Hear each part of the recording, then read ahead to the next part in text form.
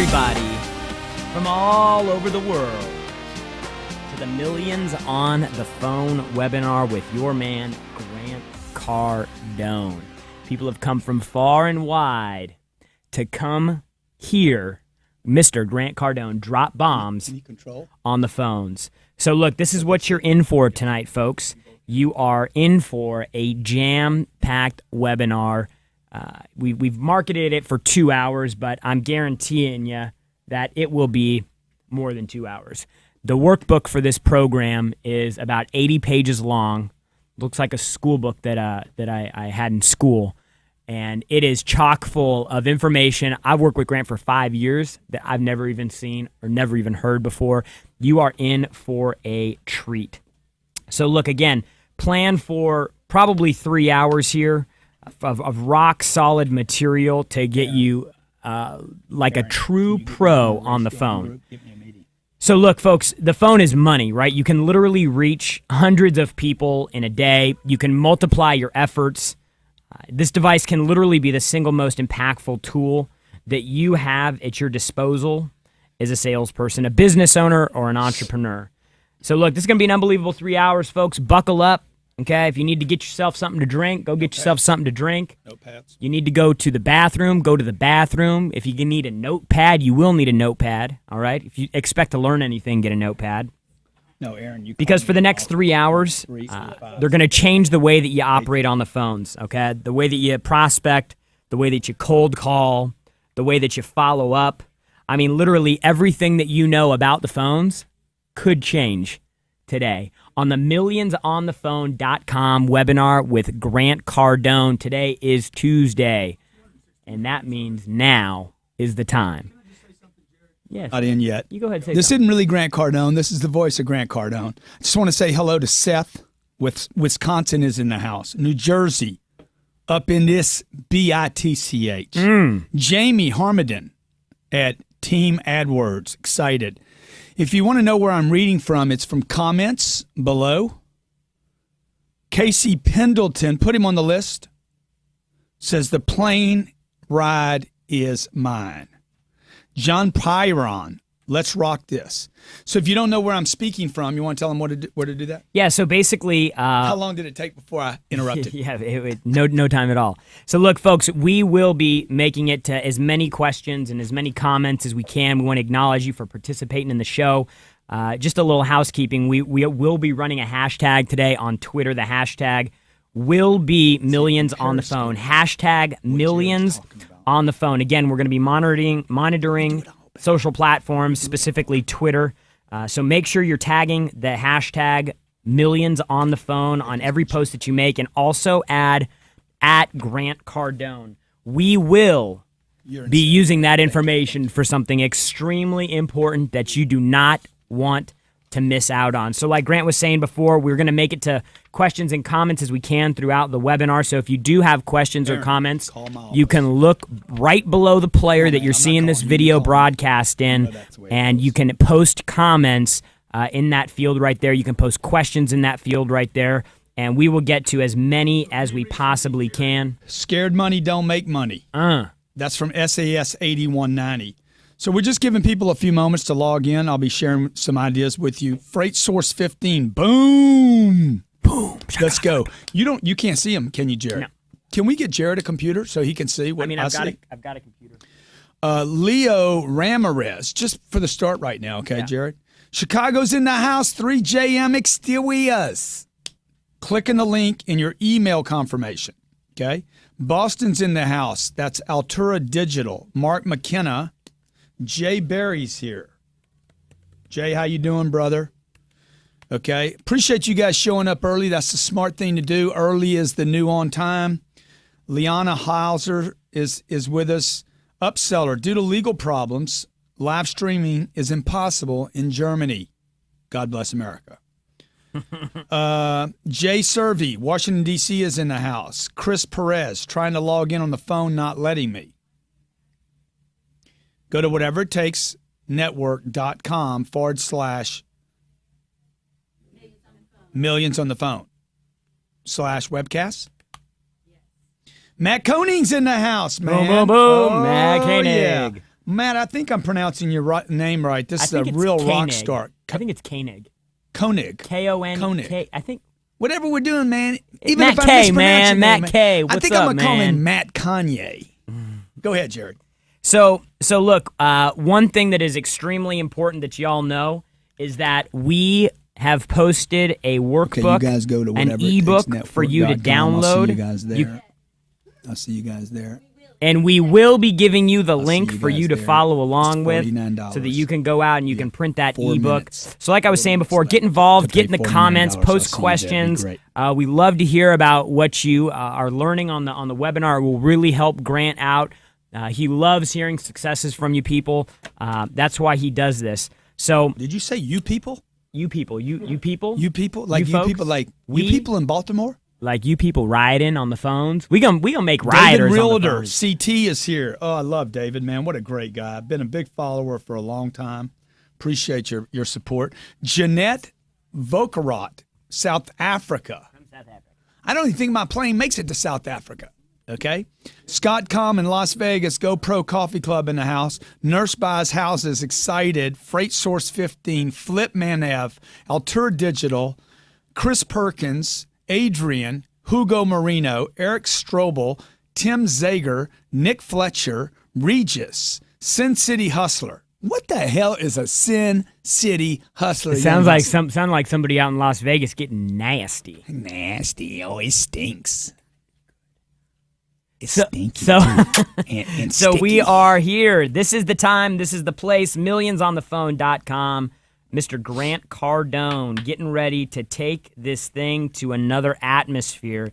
If you came to get your phone game on, if you need more confidence, if you need to take higher levels of activity, if you're just getting sick and tired of getting beat on the phone every day, you are in the right place because we are covering everything. This webinar is going to go over the prospecting call, the cold call, the right call, the wrong call. How many times to follow up? How many voicemails to leave? How to leave a voicemail that Jared's actually talking. gets a call back. So look, we're covering a whole bunch today.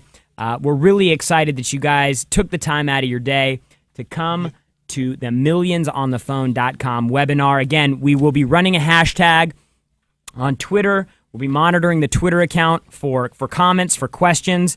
Again, extremely, extremely important. Any post that you make on your social platforms, hashtag millions on the phone, and make sure you tag at Grant Cardone so it pops up in Grant's Twitter feed so that we can see everybody. That's going to be extremely important, okay? Why? Why is that going to be extremely important? Because That's how I pick who's flying Grant with is me. giving away a seat on his brand new Gulfstream jet. We're calling it 10X Airlines around here. And one lucky attendee on the webinar today Website is offline. will win a trip with the man GC. He's going to come get you. He'll get you a leg of the trip where you have a captive audience. You get to be with the man himself. And we're going to be choosing from the people that are tweeting, that are sharing, that are posting, that are being social. I mean, that dramatically increases the likelihood of you actually winning. We want to break Twitter today. Let's break Twitter with the hashtag You gotta millions change on the screen, phone. dude. They have to see what you're saying, okay? Millionsonthephone.com, where you can get signed up for the webinar. So look, again, questions, comments, anything that you guys have, please, please, please post it in the comments below the video so that we can get to them as we are able to. For those of you who don't know me, my name is Jared Glenn. I'm the Vice President of Sales for Cardone Training Technologies. I came to Grand a young little lost pup with a lot of ambition, a lot of drive, but zero skill. I promise you I'm more talented, or I'm more persistent and really just driven than I am talented. But Grant refined me. He polished me up and gave me an opportunity. But first, he just gave content, and I sucked as much content as I possibly could from every piece of content that he had out there: books, audio programs, online training platforms. I mean, I became obsessed, and it completely changed my life. I latched on to one person for their information and really internalized it and embodied everything that Grant's all about. And so I've had a great run here with Grant, and we're just really getting started. So it is the Millions on the Phone webinar right now. Again, tweet, share, post. I mean, be active, stay active, hashtag Millions on the Phone. Make sure you tag at Grant Cardone on every post that you send out there, because again, the winner of the lucky seat on Grant's new Gulfstream jet will be chosen based on participation in the webinar, based on activity on social media. And man, we want to hear your questions too. So make sure that you are posting hashtag Millions on the Phone every freaking place possible. You're going to hear from Grant today on, more content on the phones that I knew Grant ever had. I mean, he's going to talk about the right way to make phone calls, the wrong way to make phone calls. He's talking about the always of a cold call, things you always need to do. I mean, what's even the purpose of a call? The primary call, what's the purpose of that? How about the purpose of the second call? Grant's covering attitude, how you need to, the attitude that you need to have to be successful on phone calls, the parts of the call, the first 20 seconds of the call, the elevator pitch. He's going to give you the exact structure of an outbound call, an exact structure to follow that you can model based on your position, your company, your product, your service. He's going to go over specific calls for service providers, maybe a personal trainer, a realtor. I mean, look how specific this is. Cold call for a realtor to find an off-market deal. I mean, that's the kind of stuff that he's going to be bringing today. Talking about appointments, how to really lock down an appointment. How about a door-to-door solar sale, okay? Grant's going to go through scripts for that, tools of the trade, cold call objections to expect, and exactly how to handle these cold calls. Advanced tips. Some of the advanced tips that Grant's covered, I got to tell you, this has got to be the largest concentration of phone material anywhere on planet Earth. I mean, if I whacked you in the face with this presentation right now, you'd hit the floor. So look, this is the Millions on the Sale webinar. Okay, is the ebook live yet? So we're going to give you an ebook that you can actually go download so that you can use to follow along with the webinar. But make sure you've got a notepad, a pen, a paper, something you want to take notes with along the way, because Grant is going to go off. Once he gets started, he's like a rock running down a hill, just going to pick up more and more momentum, and the tips and the strategies are going to get juicier and juicier. So again, folks, we're guaranteeing 2 hours tonight. Probably going to end up with 3, maybe even 4. I mean, hell, depending on your comments and your questions and how well you guys are interacting with the man. I mean, we could be here till 2 a.m. in the morning. So we're going to go over some background of the phone, where it came from, why it was created, some must-know facts that if you want to be successful on the phone, you must operate with on a daily basis. Any contractors out there, any roofers, how about chiropractors? How about, alarm salesmen, right? Literally, Grant is going to go through specific calls for each of these types of positions, for these sales, whether it's you're a masseuse and you're trying to build a business, or you are a Fortune 500 business-to-business inside sales rep. Look, if you want to reach the next level, you have to learn to maximize your time on the phone. This isn't just making an outbound phone call. This isn't just taking an inbound phone call. This is everything about the phones. Grant's probably made, if he sat down and thought about it, he's probably made 200,000 or 300,000 cold calls, phone calls in his life before. And we are going over everything now. So we're going to be making an offer as we move through the presentation here. You'll hear about it. This is the most value we've ever included in any webinar event that we've ever done. And it's called the Phone Sales University. And just so you have an idea of what's included in the phone, we are putting a course in the platform, the offer today. We are putting a course on prospecting, warm market prospecting, so how to activate those people that are close to you. If you want to avoid a by definition cold call, this is where you want to start. We're going to handle incoming calls. We're going to handle follow-up inside the university. You're already at a $3,000 value with those 3 courses right there, but we added into that the selling basics, understanding the buyer and sales process. Why? Because if you don't know how to sell, you're not going to be able to sell on the phone. You're just going to be making phone calls. So you're going to hear about this offer. It's a $4,800 retail value offer that we're going to be offering for $995. So you can purchase the package at millionsonthephone.com/invest. That's millionsonthephone.com/invest. So we're getting ready to roll here. Grant is in the seat. He's in the chair. We are ready to roll the Millions on the Phone webinar. So for those of you who don't know about Grant, let me just tell you a little bit about the guy you're going to get so intimately acquainted with over the next few hours. Grant Cardone is a self-made guy. He didn't come from money.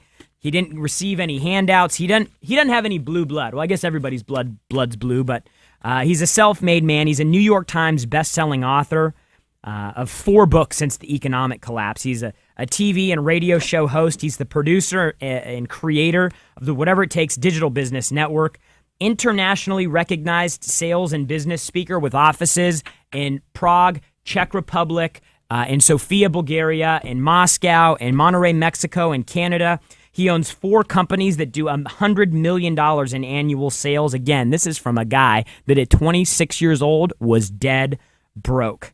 Okay, he's a good friend to he's a good friend to a lot of people, a mentor to even more than he probably knows. He's a father. He's a husband. He's changed my life. He's changing the lives of everybody in this office, and he's going to change the life of everybody on this webinar today when you listen to what he's got to say about the phone. Welcome, Jared. Excellent job, okay? Excellent job. Welcome to How to Make Millions on the Phone.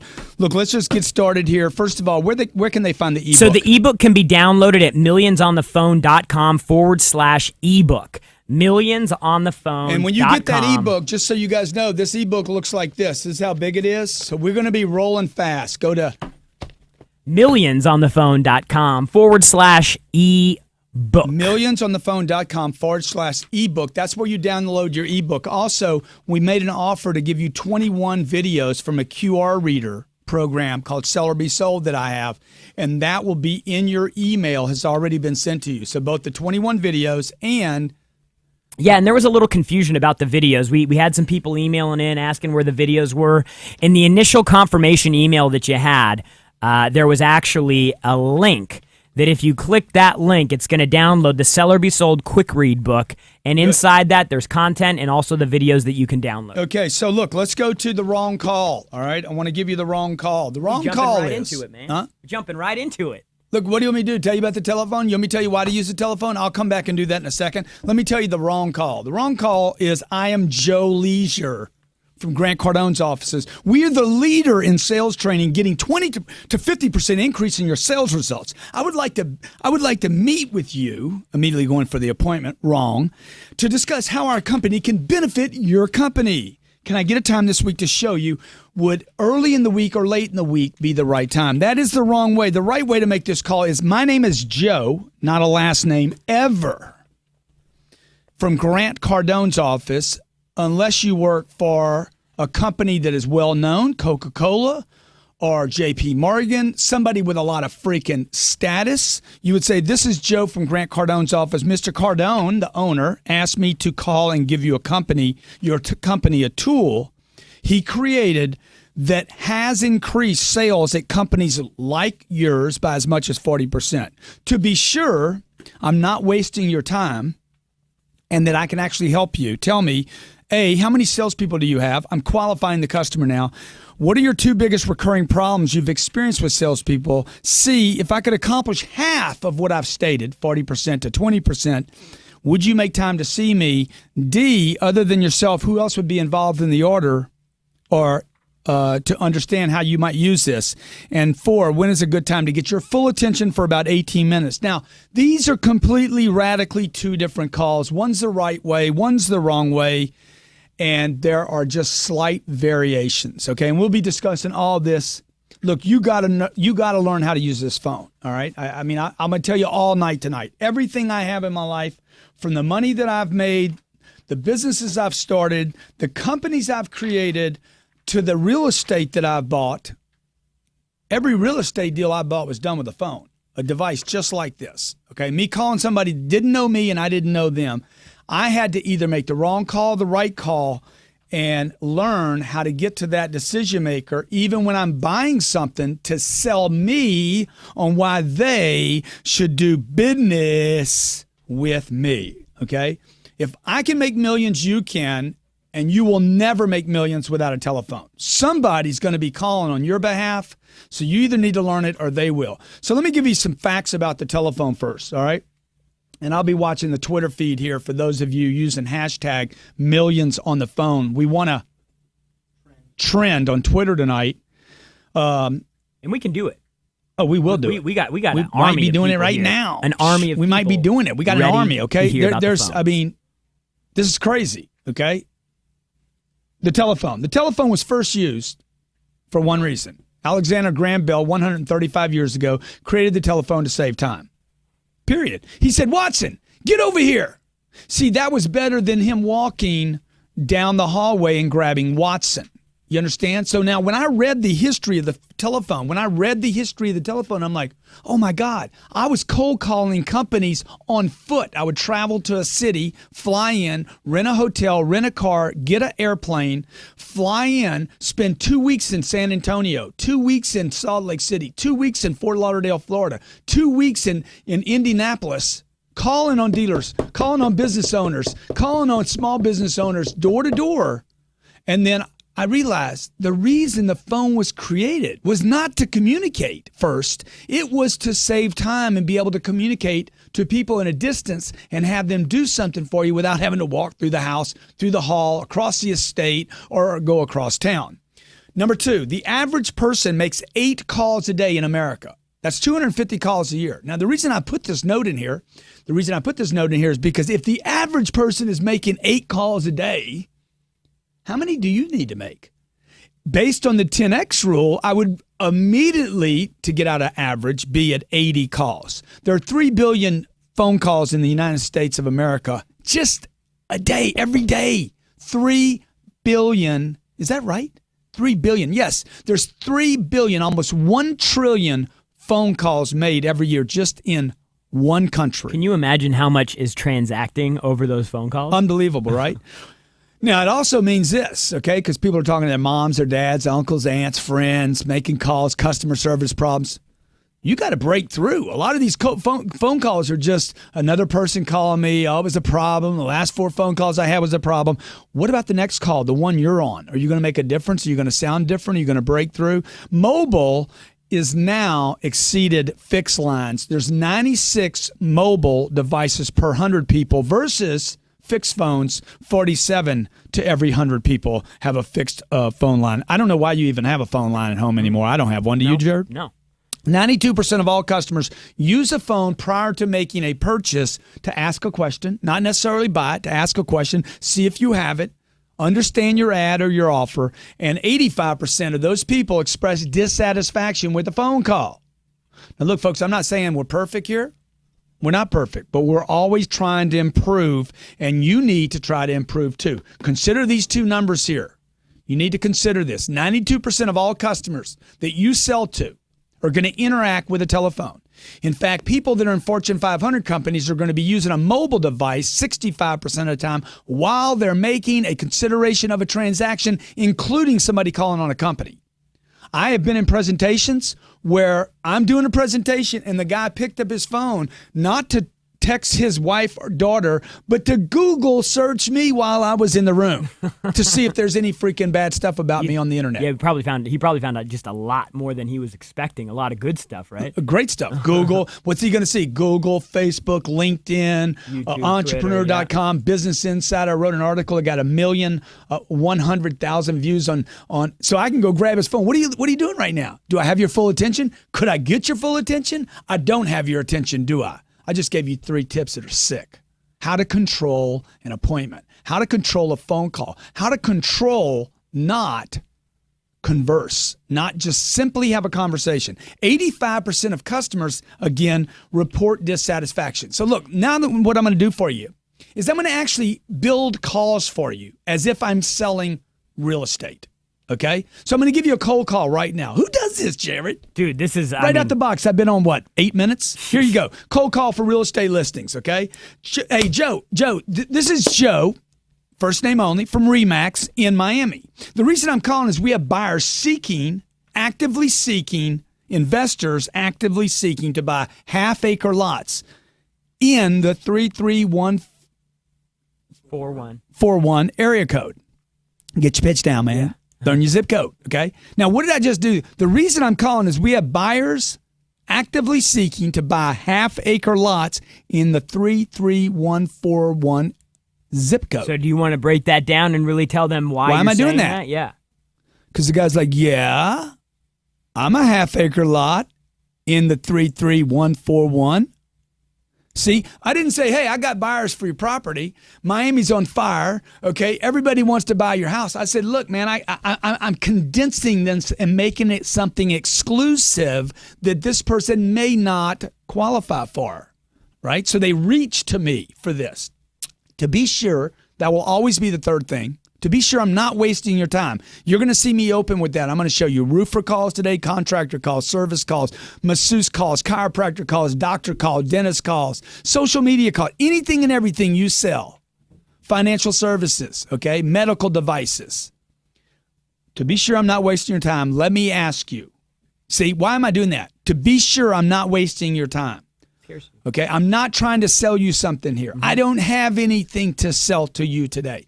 Any of that will create a little distance in your call so people will be like, okay, to be sure I'm not wasting your time, number one, does your property qualify? What do you mean? Is it a half-acre lot? These people will only invest in half acres. And by the way, is it in the 33141 area code or zip code? Is there a reason, B, and each of your questions will have to be customized, is there a reason you haven't listed your home or haven't sold it already? Is there a reason you haven't either listed or sold your home already? Okay. Is there a reason you haven't listed your home? Or well, now, why would I say that? Why would I say that? Well, because we don't know where to go. Or, yeah, we did list it and it expired. Or we couldn't get the money we wanted for it, you see? So I'm going to ask him here, is there a reason you haven't done this? Let's say I'm doing websites. You know, and let's say maybe I'm teaching a company how to do conversions. Is there a reason you haven't had a company come in and do a conversion analysis for you? C, if you got a substantial premium, this is called a magic question. If you've got a substantial premium to market, would you sell your home? Hook. Get that hook. I'm dragging right now, okay? And D, other than yourself, who would be involved in a decision? Now, you're going to see me ask that question all night tonight because I don't want to talk to people that can't make decisions. Let me say that again. I want to talk to people, anybody. And then I want them to tell me who the decision maker is or the influencers. Number 4, would you make time for me tomorrow to meet with you? Now, I'm going to change that. I want you to change it in your ebook to today.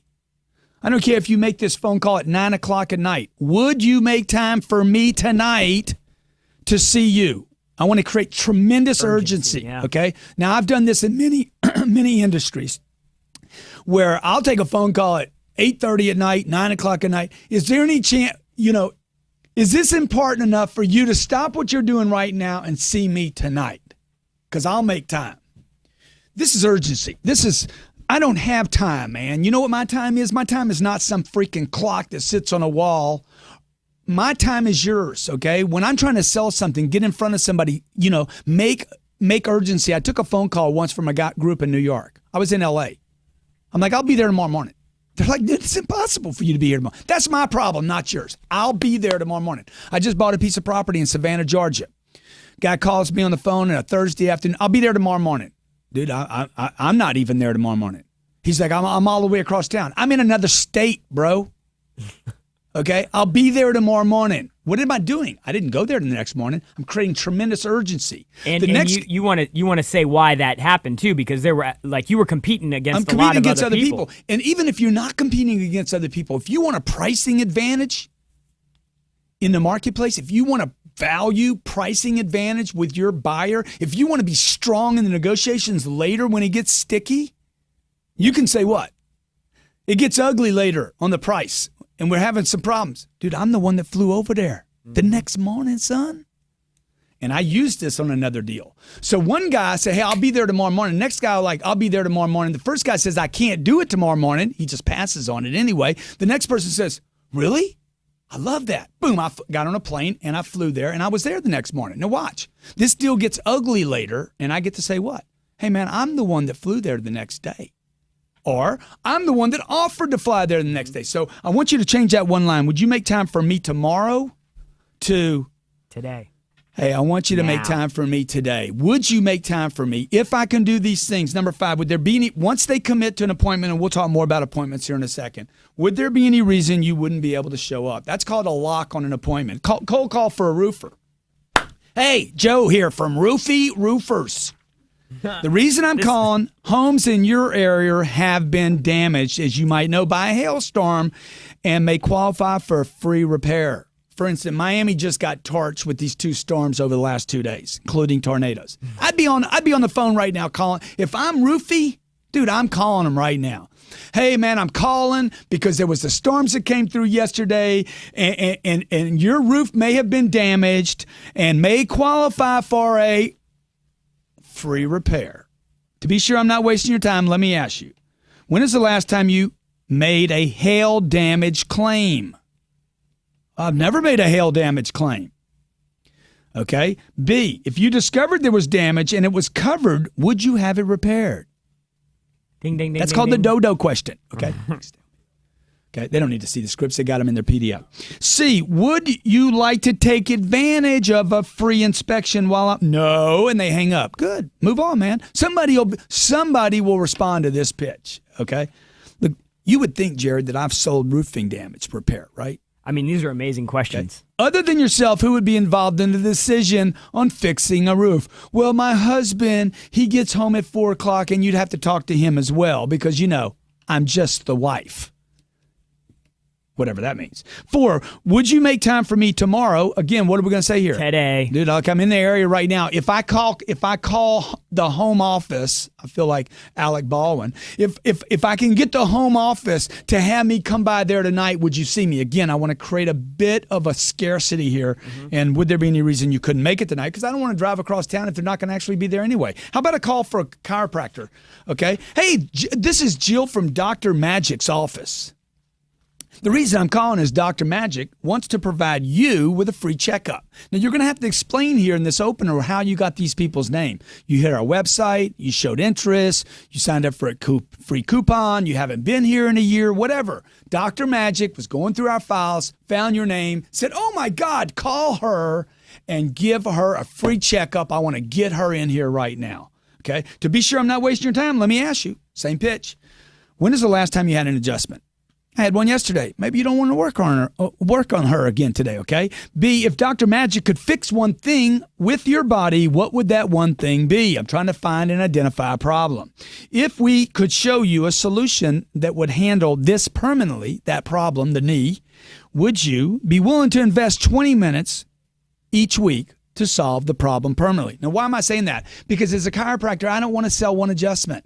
I'd rather give one free adjustment and sell a package to solve a problem. Other than yourself, who influences, listen to this sick question, other than yourself, who influences the decision with your health? Just me. Except for my husband who holds me down at night and caused the problem with my knee. 4, if I could get you in today, would you be able to make time later today? Okay. All right. Now, how about a door-to-door cold call? Okay, one of my first jobs as a salesperson was selling fish door to door. I was running out of time. If you read Sell or Be Sold, we caught 200 pounds of redfish. I'm coming back in town. It was in a freezer, on a ship, on a supply boat out in the Gulf of Mexico. We get into Cameron, Louisiana. I'm like, I got all these fish. I'm going to sell these fish and make me some money. Okay, so I'm calling on people. I'm figuring out my pitch as I go along. Hey, my name is Jill with Solar Savings. That would be the wrong intro. Okay, the right intro would be, my name's Grant Cardone, or my name's Grant. I just got off of a fishing boat. Okay, the reason I'm calling is your neighbor suggested this. Oh, I'm sorry. Let me see. Go back to the redfish. I got to go back to my redfish pitch. Now, why am I showing that to you? Because I'm not doing the wrong pitch. Okay? You need a script, folks. You need scripts in front of you. I've been doing this 30 years. I forget what I'm doing sometimes. Everybody makes mistakes. Hey, this is Grant. You don't know me. That's going to be my opener on door to door. I'm going to have some distance between me and that person, and I'm going to immediately tell them what they already know. That way I get agreement. You don't know me, okay? And I'm not here to sell you anything. Now, there's a couple of different ways I could do a door to door that would make me money. I'm convinced I could make $1 million cleaning windshields on a street corner downstairs. The reason I'm calling is I'm returning from offshore and we caught 200 pounds of fresh redfish. If I could sell all these fish at one door, I'm selling them all in one place, okay? The business across the street said to show you, hopefully there is a business across the street or you're in the wrong neighborhood. The business across the street said to show you what I caught. To be sure I'm not wasting your time, do you eat fish? Because look, if they're allergic to fish, you need to get out of there quick, okay? Or you need to find out right now and at least communicate so they understand not everybody eats fish. Do you eat fish? Yes, I do. Do you even have a place to store 20 pounds of fish? Because if they don't have a place to store 20 pounds of fish, what am I doing right now? I'm creating a bit of a scarcity. Oh, I got a different problem. He doesn't want to sell me anything. He doesn't have a place to store fish. Right? I'm taking interest in this customer. C, other than yourself, who would be involved in the decision in picking out your choice? Select red fishy fish. Some of these are better than others. I know where the deep ones came from. Oh, by the way, did you know the shallow fish aren't as good as the deep fish? You need a pitch, folks. I'm giving away the fish. Now, here's a slant on my pitch. And I used this when I was going to college and working offshore. Hey, I'm giving away the fish. I just need somebody to take the fish from me, okay? I'm running out of ice. I'm broke. I don't have any money. I can't even buy the ice for the fish.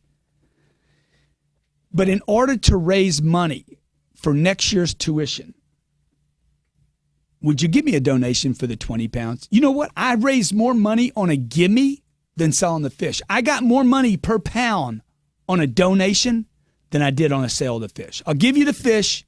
How about $200? It'll help me, man. Okay? Don't buy them all from me, though.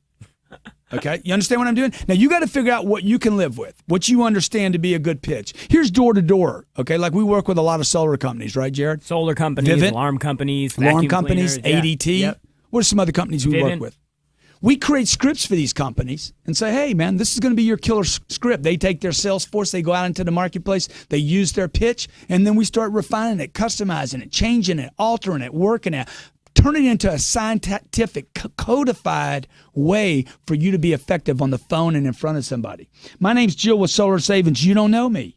The reason I'm calling is your neighbor suggested I come see you. They were lucky enough, scarcity, they were lucky enough to qualify to have their electric bill lowered, and we have 4 more homes, scarcity, we can assign this in your neighborhood. To be sure I'm not wasting your time, you heard that before, have you ever considered alternatives to reducing your electrical bill? It's in every newspaper today. It's the front pages everywhere, all over the place. It's all over TV. B, if you could fix one thing about your bill, what would it be? Let me see. I'd like to pay more. You'd like to pay less. C, if I could show you a solution that would handle or achieve a 25% savings, would you take time to look at it? Other than yourself, who would influence the decision? If I could get you in today, would you be able to make time for me later today? I can't do it right now. I have to call the home office, see if I could actually come back. See, create scarcity again. You need a script, folks, okay? Now, here's a lady. First of all, Jared, what have you learned already? Dude, I mean, like just the format and the structure that really anybody could take from these calls would be, you give only your first name at the beginning of the call. Make sure you set your intention early. Ask those exclusivity, scarcity, magic hook questions, really fact finding. Yeah. Create urgency in the call, and then make sure you're locking your appointment at the end. Just so those of you out there are like, I'm not doing door to door, and I don't do brutal cold calls. But who else is this information and training for, really? So, yeah, Wendy sent us a testimonial of her experience with our product. She's a stunt woman. She does stunts. I mean, what an amazing job. But she literally went from no work at all, nothing, not being able to get hired for anything, to booking back-to-back-to-back gigs as a stunt person. And she didn't think she was a salesperson, I'd love right? to tweet her right now. So she actually knew. She actually learned that she was a salesperson. She got on said, Grant's she material. actually said the joke was on her. Her brother said, "Look, you need to get this guy's material. I'm not a salesperson. You need to get in his university. You need to learn how to market, brand, promote, communicate, control communication, so you can book jobs." Now, this is a lady in Hollywood that does stunts. I didn't even know I could reach her. I knew I could help her if I could get inside of her head. And she's like, the joke was on me. Now I'm booked. So if you're looking for a job, that's going to help you, okay? Here's another gentleman, Derek Cole. We know Derek, right, Jared? Yeah, Derek, man. Our business is up 36% over the last year. We're now properly following up on clients and closing previously missed deals thanks to @GrantCardone. Thanks so much, Derek, for sending that in. And that's right, folks. Okay, what are we doing? We're talking about the phone. Okay, now look, I'm going to do this. In case you feel like you've missed the scripts, the prompts, the reasons, I want to just back up just a second, and I want to tell you why I hated the phone and why you hate the phone. Because if you don't fix that, you're not going to fix that. It's a true entrepreneur, I mean, like a highly successful person would love the phone. If you hate the phone, there's something you don't know. There's a reason why you hate it, though. Okay, first of all, the telephone has so much. I mean, it's like saying you hate Facebook.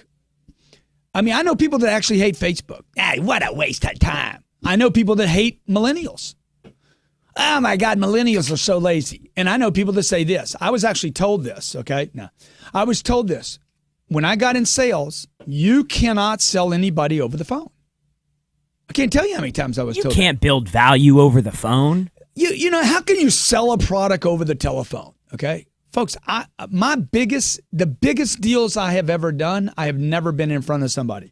I remember being on a plane. There was Wi-Fi on the plane. I did a deal with Aaron Ziegler between a phone call. Flight took off. I got to 10,000 feet. There's no phone service, cell service at 10,000 feet, but there was Wi-Fi on that plane, and I did a deal with an iPad. Now, this device is a telephone, okay? Emailing, texting are basically ways to communicate to people. There's some reasons why you hate the phone. Number one, everyone wants to go to heaven, folks, but nobody wants to die, okay? It's very similar to the telephone. I want to have a six-pack, but I don't want to put in the time or eat right or get to build sweaty. a six-pack, okay? Everyone wants to be the boss, but nobody wants to go out on their own. Or write the check, okay? sign the check. Yeah. Everybody wants to be a millionaire, but nobody wants to spend $995. I'm like, I ain't spending any money, but I want to be a millionaire. $995 is too much money. You see, what I'm saying is, look, you cannot build your business without a telephone. Too many people are good at adding and they're bad at multiplying. Now, why am I telling you this? What does this have to do with a phone? Because the phone is a multiplier. The phone is a way for me to talk to 15 people in 15 minutes. And you can't even get to your car. You get in your car, go down the street. Like if I try to get in my car right now, I got to go fill it up with gas because it's empty unless it got handled. I could pick up the phone and I don't need to fill up my tank. Most people don't value your time, okay? What I mean by that is this. If they don't value your time, yeah, come see me, okay? The phone is a way to qualify, investigate, speed up time. Remember, the original reason for a telephone was not just communication. Watson was called from the other room by Mr. Graham Bell and said, Watson, come in here. Saved him from having to go across the way. Now, here's the types of calls you're going to be making. This is every type of phone call you can possibly make that I know of. First, a cold call. We'll describe and define each one of these. A warm call, a hot call, an inbound call, an outbound call, an outbound ad response.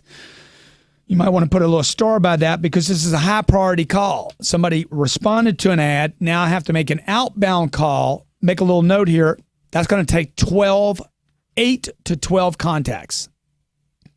This is somebody that hit your site last night and said, I'm interested, and now has forgot that they hit your site. This is for the eye wrinkler remover company, you know, that posts the ad, that spends all the money online, and then somebody said, yeah, I want some information on that, or the chiropractor, the doctor, the dentist, the medical supply. Outbound lead response, outbound referral calls. John gave me your name. Yeah, big deal. That's cold as ice.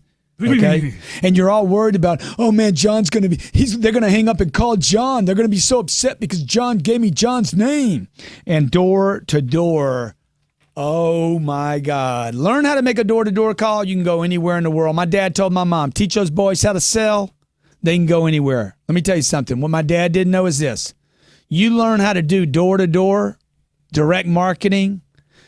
Okay, that's why Mormons are so powerful, Jared. Oh, I know. They'd spend 2 years. If you're lucky, you get to go spend 2 years on a mission doing door-to-door selling religion. Man, that's a tough sale. Do you do that? You can do anything you want anywhere on this planet. Cold call, defined. Let me explain. I'm going to define each one of these calls and why they're all different. Number one, the cold call is the solicitation of business from potential customers who are not anticipating an interaction. Cold calling is a technique where a salesperson, technician, or service person contacts individuals or a business who have not previously expressed an interest in your product or service being offered. The cold call, and I'm going to tell you, this definition is limited. Is the cold call dead? That's what they say. And that's why so many people hate doing this. There's so much freaking black eye stuff data about the cold call. It's not dead.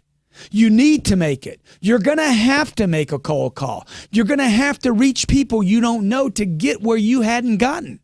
Because if you're just going to keep calling on the freaking people you know, dude, you're going to freaking exhaust the money they have. If you're staying in one area. Yeah, you're going to be the big fish in a little freaking contaminated pond that everybody urinated in. You need to get in a big ocean where it doesn't matter if your little kid peed in it. Because the ocean's so big, it cleans itself up. You need to get in a big pool is what I'm telling you. The cold call, by the way, let me just make a note here if you've printed this out and you're taking notes. Millionsonthephone.com/ebook. And you're taking notes here. This cold call could actually be a warm or hot call that becomes cold. And I'm going to explain more of that in just a second. Cold calling typically refers to phone calls, but also entails drop-in visits. Now, for some of you, you may know that. That may be very basic for you. For those of you who are managers, sales trainers, educators, you need to explain, simplify, break it down for your people. The cold call defined by Grant Cardone is this. The beast makes the cold call while the bitches scream and cry. And when I say bitches right there, I say that with reverence to women and dogs and all people, okay? I'm talking about crybabies. I'm talking about excuse makers. I'm talking about people that complain. I'm talking about people that make excuses. I'm talking about people that blame rich people for their problems when the truth is they just didn't do whatever it took to get. I'm talking about the haters and the criticizers and the make-wrongers. I'm talking about the little whiner bitches. You know, the little kid that complains about the food, but he hadn't learned to cook. Mama, my food's cold. Well, son, learn to cook. All right?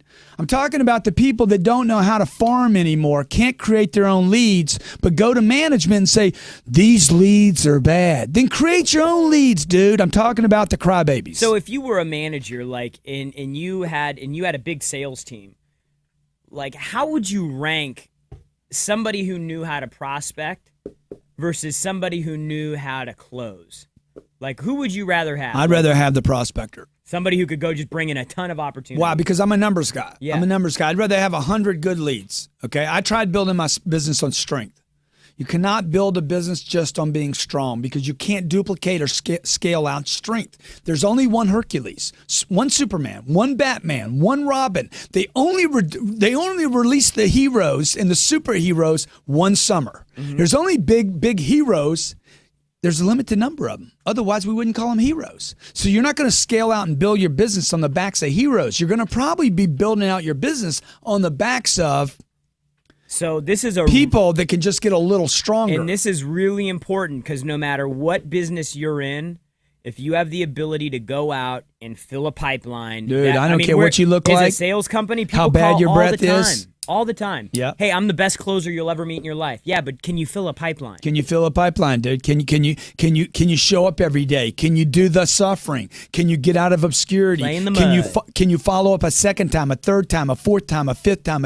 Look, the strongest salespeople that I know don't even look like salespeople. They're just consistent, just right down the middle. The best golfers I know, right down the middle. They're not the long balls. They're not the big, strong closers. They're not the noisy, loud guys like me. They're right down the middle, man, okay? So what is a warm call? What is the difference between a warm call and a cold call and a hot call, okay? The warm call defined is referring to a prospect with whom you've had some prior connection between yourself and a prospect.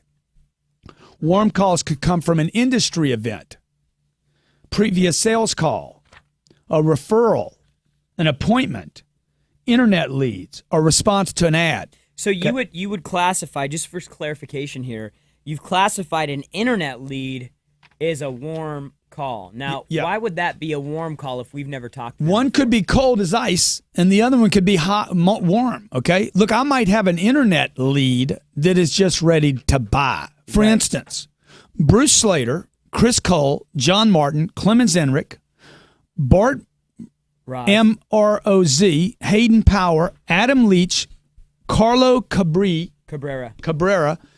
These are people that were already warm. They were ready to purchase with me.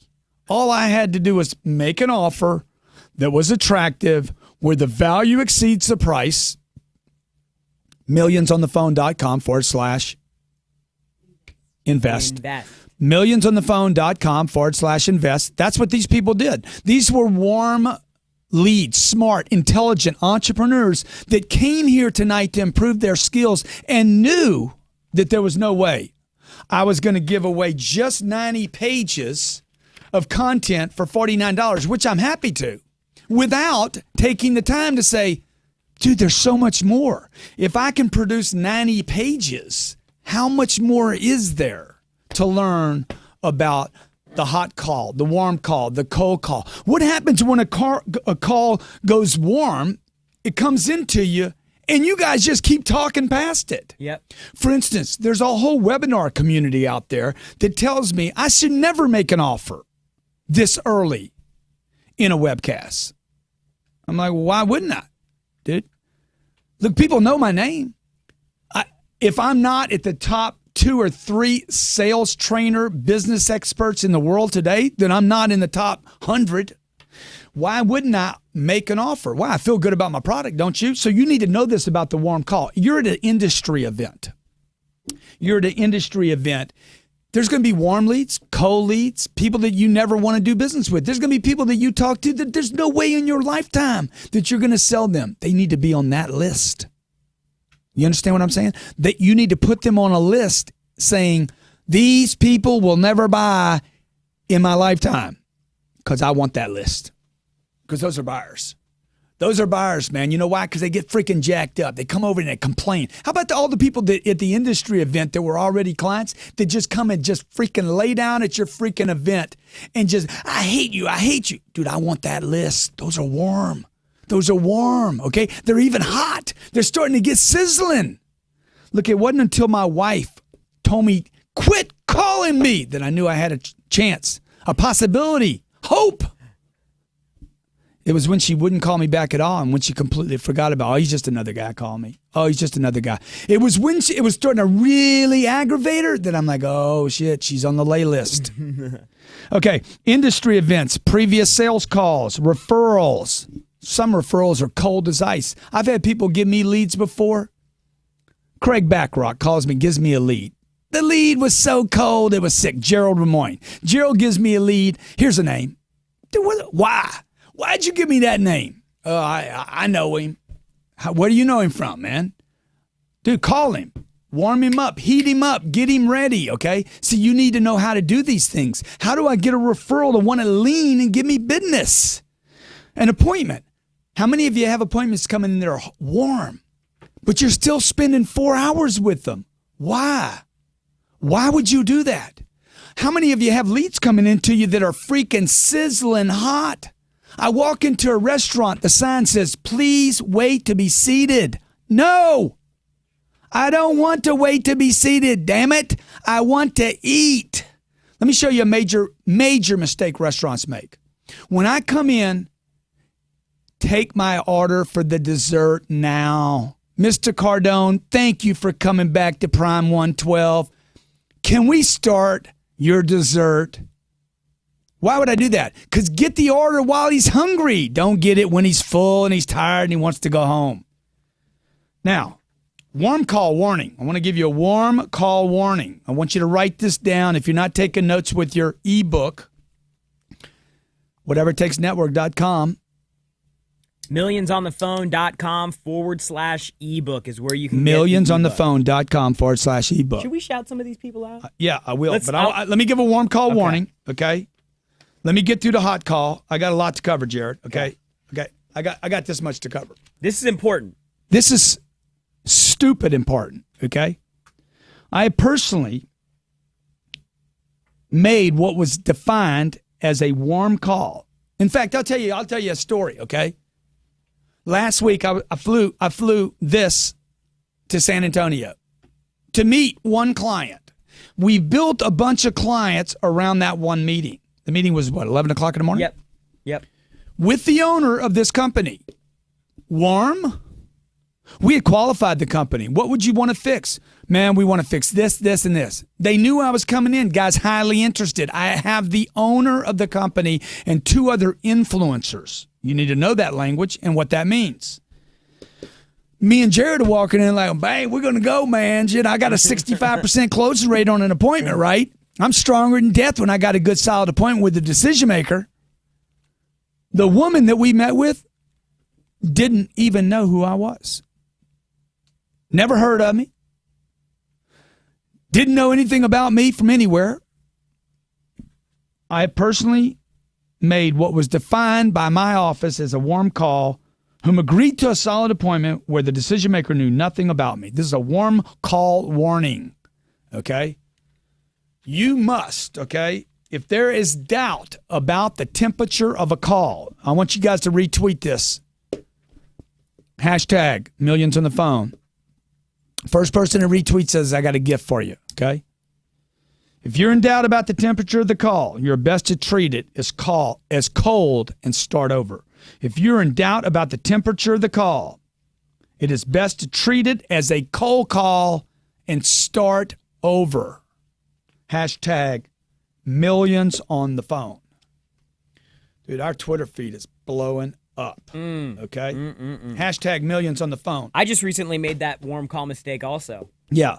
With the multi-billion-dollar company from north of the border there in Canada, and we had spent 2 weeks getting intel about the company, finding out what was important to them, what their big need was, their big problem was, and we got on the phone with the decision maker. And Dude, we weren't even there. And I went right into, hey, here's what we have, and he stopped me a minute and a half nationwide into the call trending? and said, no way. Don't you need to ask us some questions? Yeah. And I was like, I totally start over, take it folks. for granted. Always start over. Yep. Always start over, folks. Always start over, okay? I don't care if you've seen a customer 7 times in a row. Start over with your clients. Always start over. You hear what I'm telling you? When you had them that close to buying yesterday, I want you to start over every time. Go back to process as you would a cup of tea, okay? You go back and warm the teapot.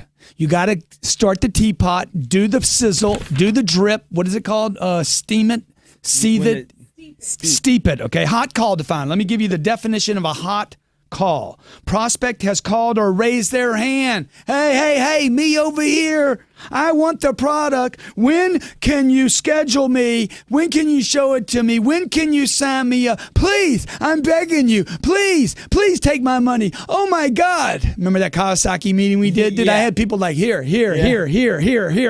Dude, you cannot build a business on that. Apple only has a window open so long when people walk in. Give me the freaking product. Only once in a while. These are phenomenons that happen, okay?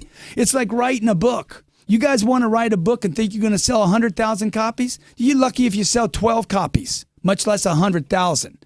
It's freak occurrences with products and services that go freaking nuclear overnight, and everybody has to have this thing.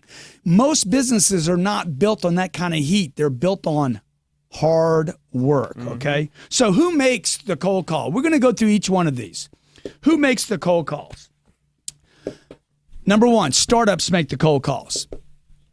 Well, I mean, sales organizations, startups. You're starting a new company. Well, like you're in Silicon Valley. Did you have any? You got money? a new app. Did you have any money when you started your company? Dude, I don't have any money. Most people don't. Who's got money? Shit, I ain't got any money now, man. Yep. You know what I know? I know this. Other people have money. I go get their money. The hustle's actually worth more than the money is. Dude, as a salesperson, if I need a pair of shoes, still today, I'm like, somebody paying for my shoes. I just got to make a call. Who makes cold calls? Anybody that wants money makes cold calls. If you're a startup, why are you borrowing money? Mark Cuban says the dumbest thing you can do is to go borrow money to start a company. Why would you do that? You know why you do that? Because you're freaking chicken shit. You're scared to go make the call they didn't teach you in college. They don't teach us at college. Harvard, they ought to do freaking a 6-month freaking program on just cold calling. Come to my office. We ought to go drop into there and do a cold call class. Sales organizations need to make cold calls. Direct marketing and network marketing, which I love these groups. The MLMs, the network marketing groups. A big shout out to everybody that's in multi-level. The network marketers. You guys are freaking the hero entrepreneurs of the universe. Job search. You want a new job? You hate the person you work for right now? Cold call. Make a list of 5 people you want to work for. Pick who you want to work for. Quit doing freaking Craigslist and Monster List. Inventors in technology development. Agents. You know agents make more money than the freaking athletes? Why? Because the agent makes the cold call, Dumbo. Right? And how long is the agent's life in the NBA? Or the NFL. Oh, 30 years. He's got freaking 50 years. He gets to sell every freaking across the board, right? Real estate industry, buyers, sellers, brokers, syndicators. Who makes cold calls? Sports, celebrity people, PR. You public relations people, the PR people, your freaking space is going to die because you guys will only call CNN or Fox News one time and pitch me. You need to be pitching them every day. Investment funds, fundraisers. You want to raise money for your church or a charity? It's on the backs of a cold call.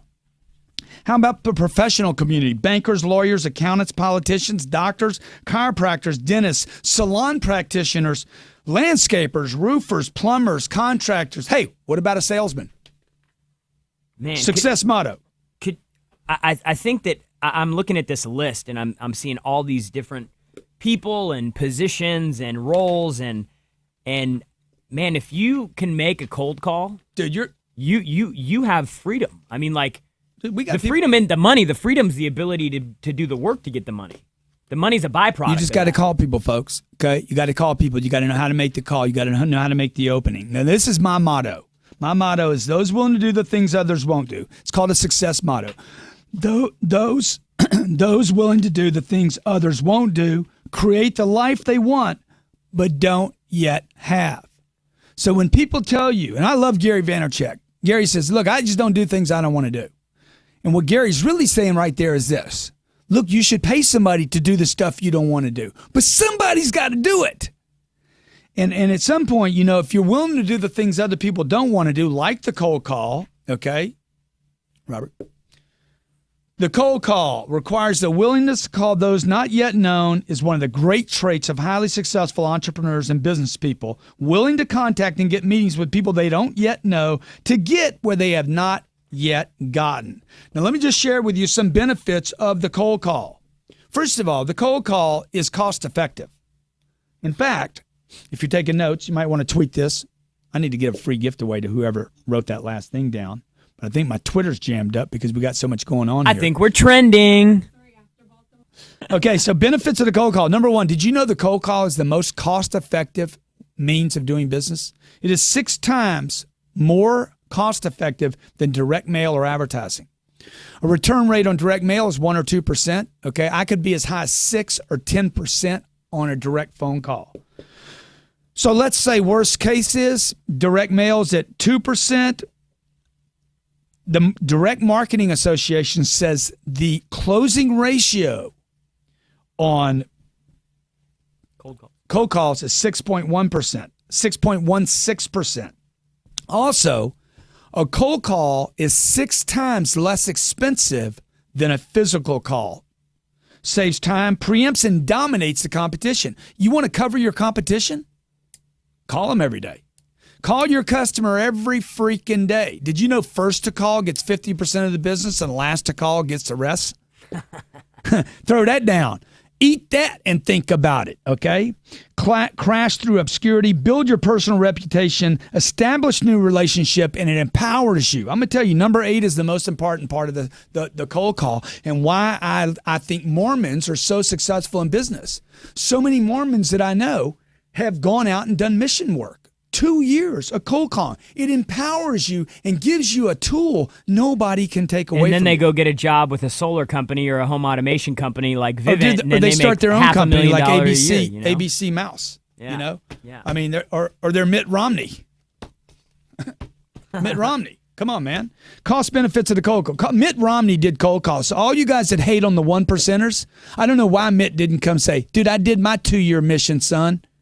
I spent 2 years in a country on a mat, on a dirt floor, in a country where I couldn't speak the language and knocked door to door every day. No help. Mom and daddy wasn't there. Oh, by the way, I funded my own mission. I saved the money for my own mission. I worked summers to go out and pitch my church to civilization in South America that didn't even know it. Cost benefits of the cold call. Average cost, let's show this screen. Average cost of a cold call using a telephone to make a sales call is $33.11 per call. The average cost of a field sales call is $276. That's by Salesforce. I don't know how they figure that. Well, so if you're starting a business, which one of those numbers looks better? Yeah, $33. Thank you. I didn't even have $33 when I started, okay? If I'd have known it cost me $33 to make a call, I'd be like, dude, I can't do that. I can't even pick up And I don't the even phone, know man. what they're talking about, $33, because I guarantee you, I can make 1,000 phone calls with this today. It's not going to cost me $33,000. It's going to cost me cents and pennies, okay? Fact, first caller, you want to write this down, first caller gets 50% of the market. Last call gets the rest. So if you're not first, Be last. be last, man. And I tell you what, if you demand success so badly, then be first and last. Be first to call and last to call. My wife's with me because I'm last to call. We're going to close 3 deals this month because I've been calling on this one client for 20 years. I finally got a meeting with him. I said, I've called you 80 times in 20 years.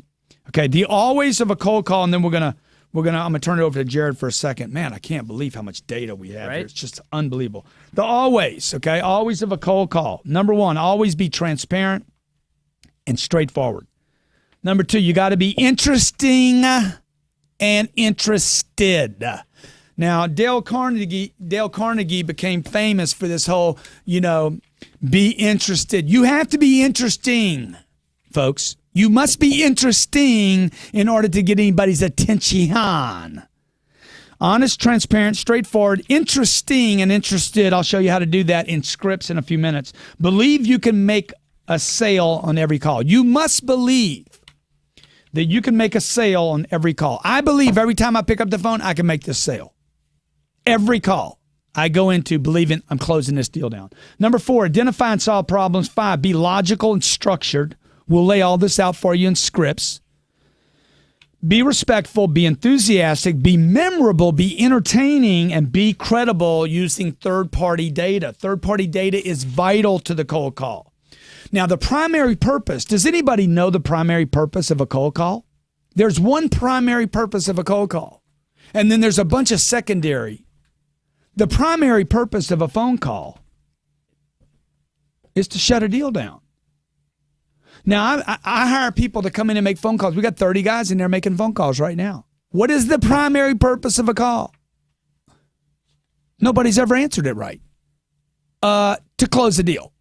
You're not there to talk to them. You're not there to make friends. You're not there to get happy people. You're there to freaking shut a deal down. So you have to know the primary purpose. Close a sale. Now, we're going to be talking about the one call close today. And you can do a one-call close. Before Chet Holmes died, me and Chet were in conversations to create a program together. And me and Chet talked about the one-call close a lot. That could be an inbound close, a call, warm. It could be an industry event call. It could be in person, door to door, or it could be on the phone. I've made a lot of one-call closes. We made one this Sunday, okay? Now, the secondary purpose, before we go to break, of the cold call is to make a list of this, identify decision makers. You'll see me. I'll work that into the script. Identify influencers.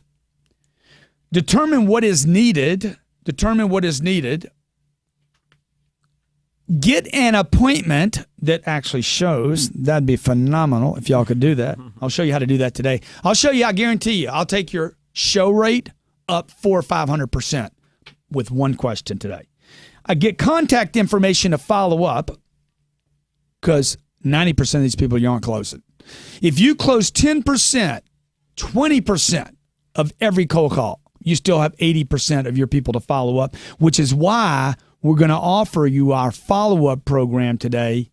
And Jared will tell you about it in a second. Why the follow-up program is the most important part of the program. Because when you start making more outbound calls, you're going to have more people to follow up tomorrow. The day you start, you have a list of 100. Tomorrow, you have a new list of 100 plus 80 if you sold 20 the first day, which didn't happen either. You probably have 200 people to follow up the next day. How to move people from cold to warm. That's the purpose, secondary purpose of a cold call. Okay, I can't sell him. I can't close him. But could I move him from no to maybe? Tweet this. Tweet me and add me. That's strong right there, too. Okay? The only way, Jared knows what I'm going to say right now. Yeah. The only way to get from no to yes is through maybe. And too many Maybe's people, like purgatory they try for to Catholics. jump. They try to jump to the end, like a People try to salesperson move does. from try to move from no to yes. And then you they can't get all go freaked out from in no their to head yes when they can't get people to move without there. going for maybe. So when somebody shuts you down, no, I will never do that. Sir, can we leave it at a maybe? Please. Let's just leave it at maybe. Okay? Do me one little favor. Don't say no to me. Say maybe. Even if you don't mean it. Just a little maybe. Just get me off that black no into like maybe. Can I say black no? Yeah.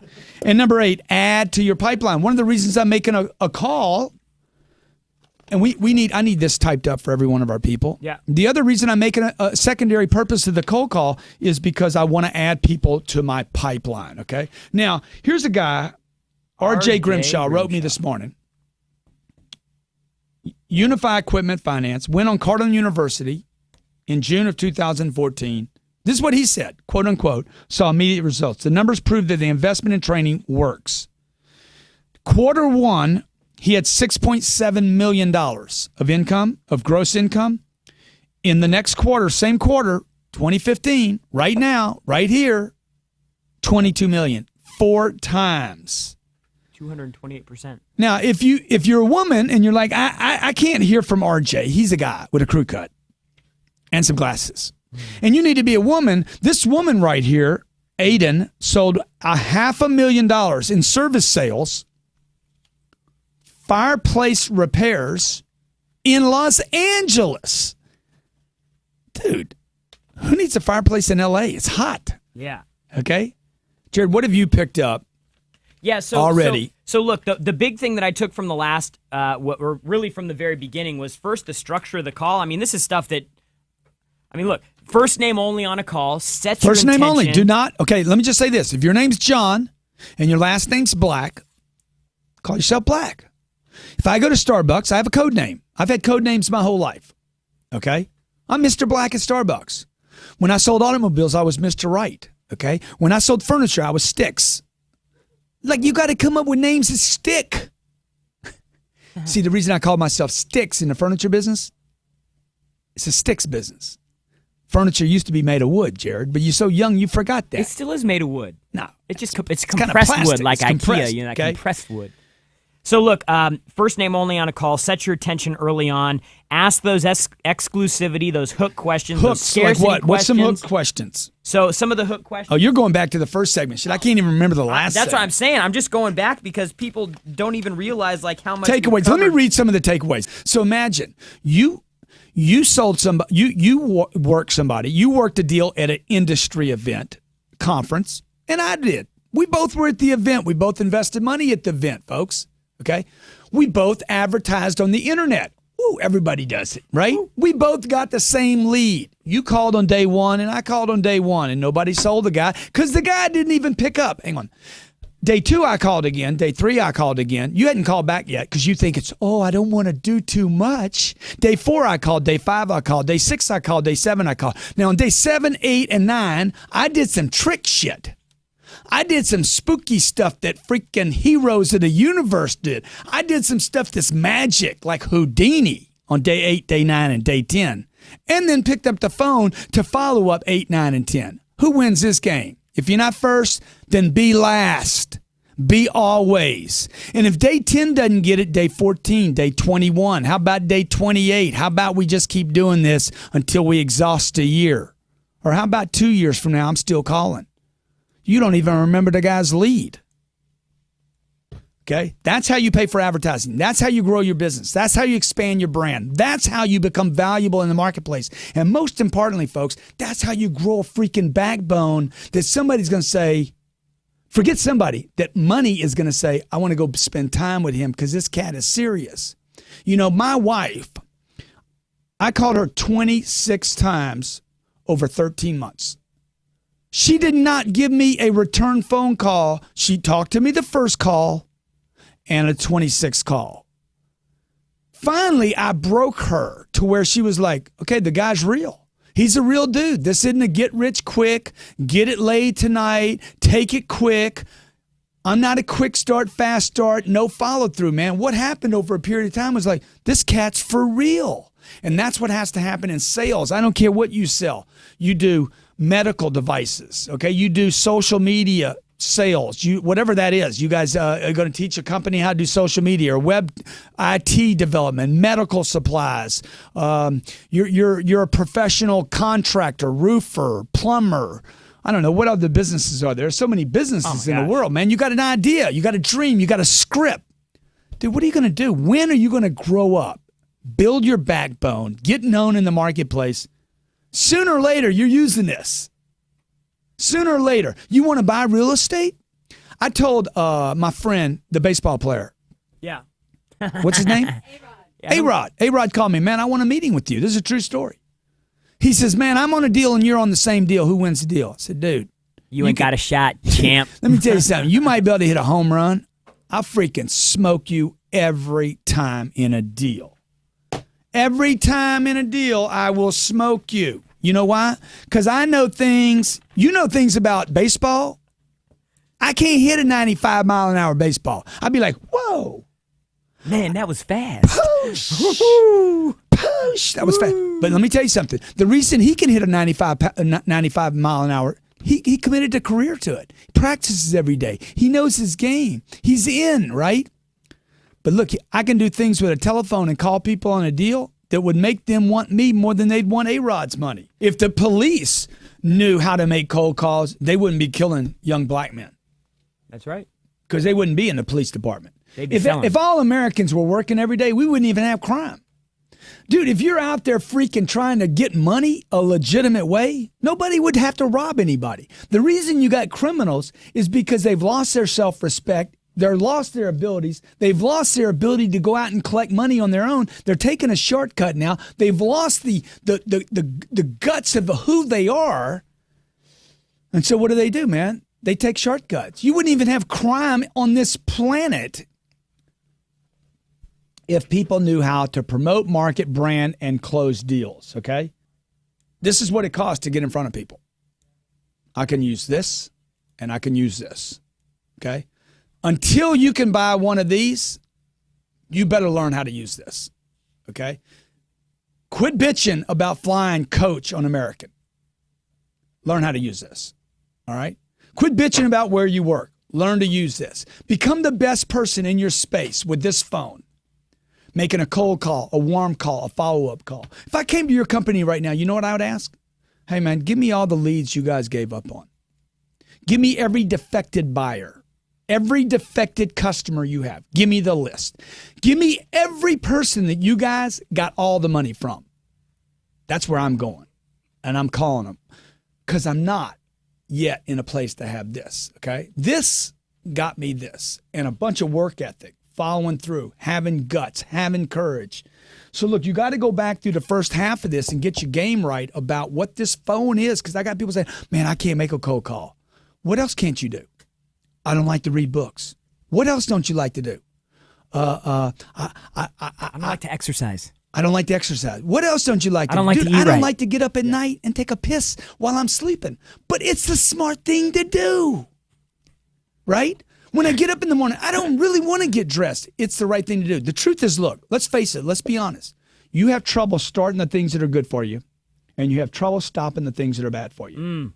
You have to put a stake in the ground somewhere and say, hey, I need to make a commitment, an investment in myself and my future and becoming a millionaire. Why not? If not now, when? And if not you, then it'll be me. Boom. Because I'm going to get me another millie, okay? It's never made me unhappy. Hey, the phone is what got me my wife, all right?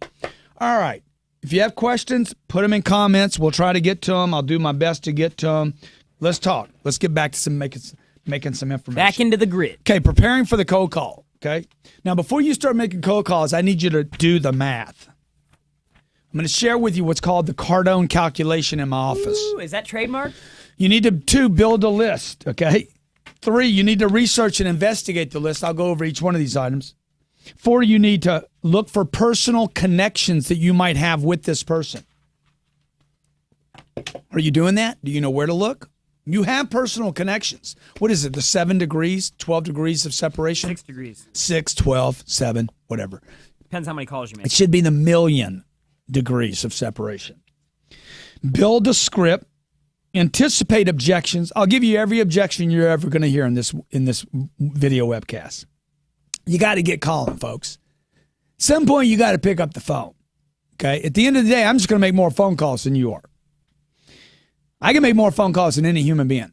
Okay, I just get in there, just start making phone calls. Okay, I actually have this little timer, so I actually want to see how many calls can I make in 15 minutes. I don't even care if I'm good at them. In the beginning, I need to get frequent before I get great. I need to take good notes. Now, this is a major, major mistake I made in my career. I didn't keep good notes on people, and it cost me.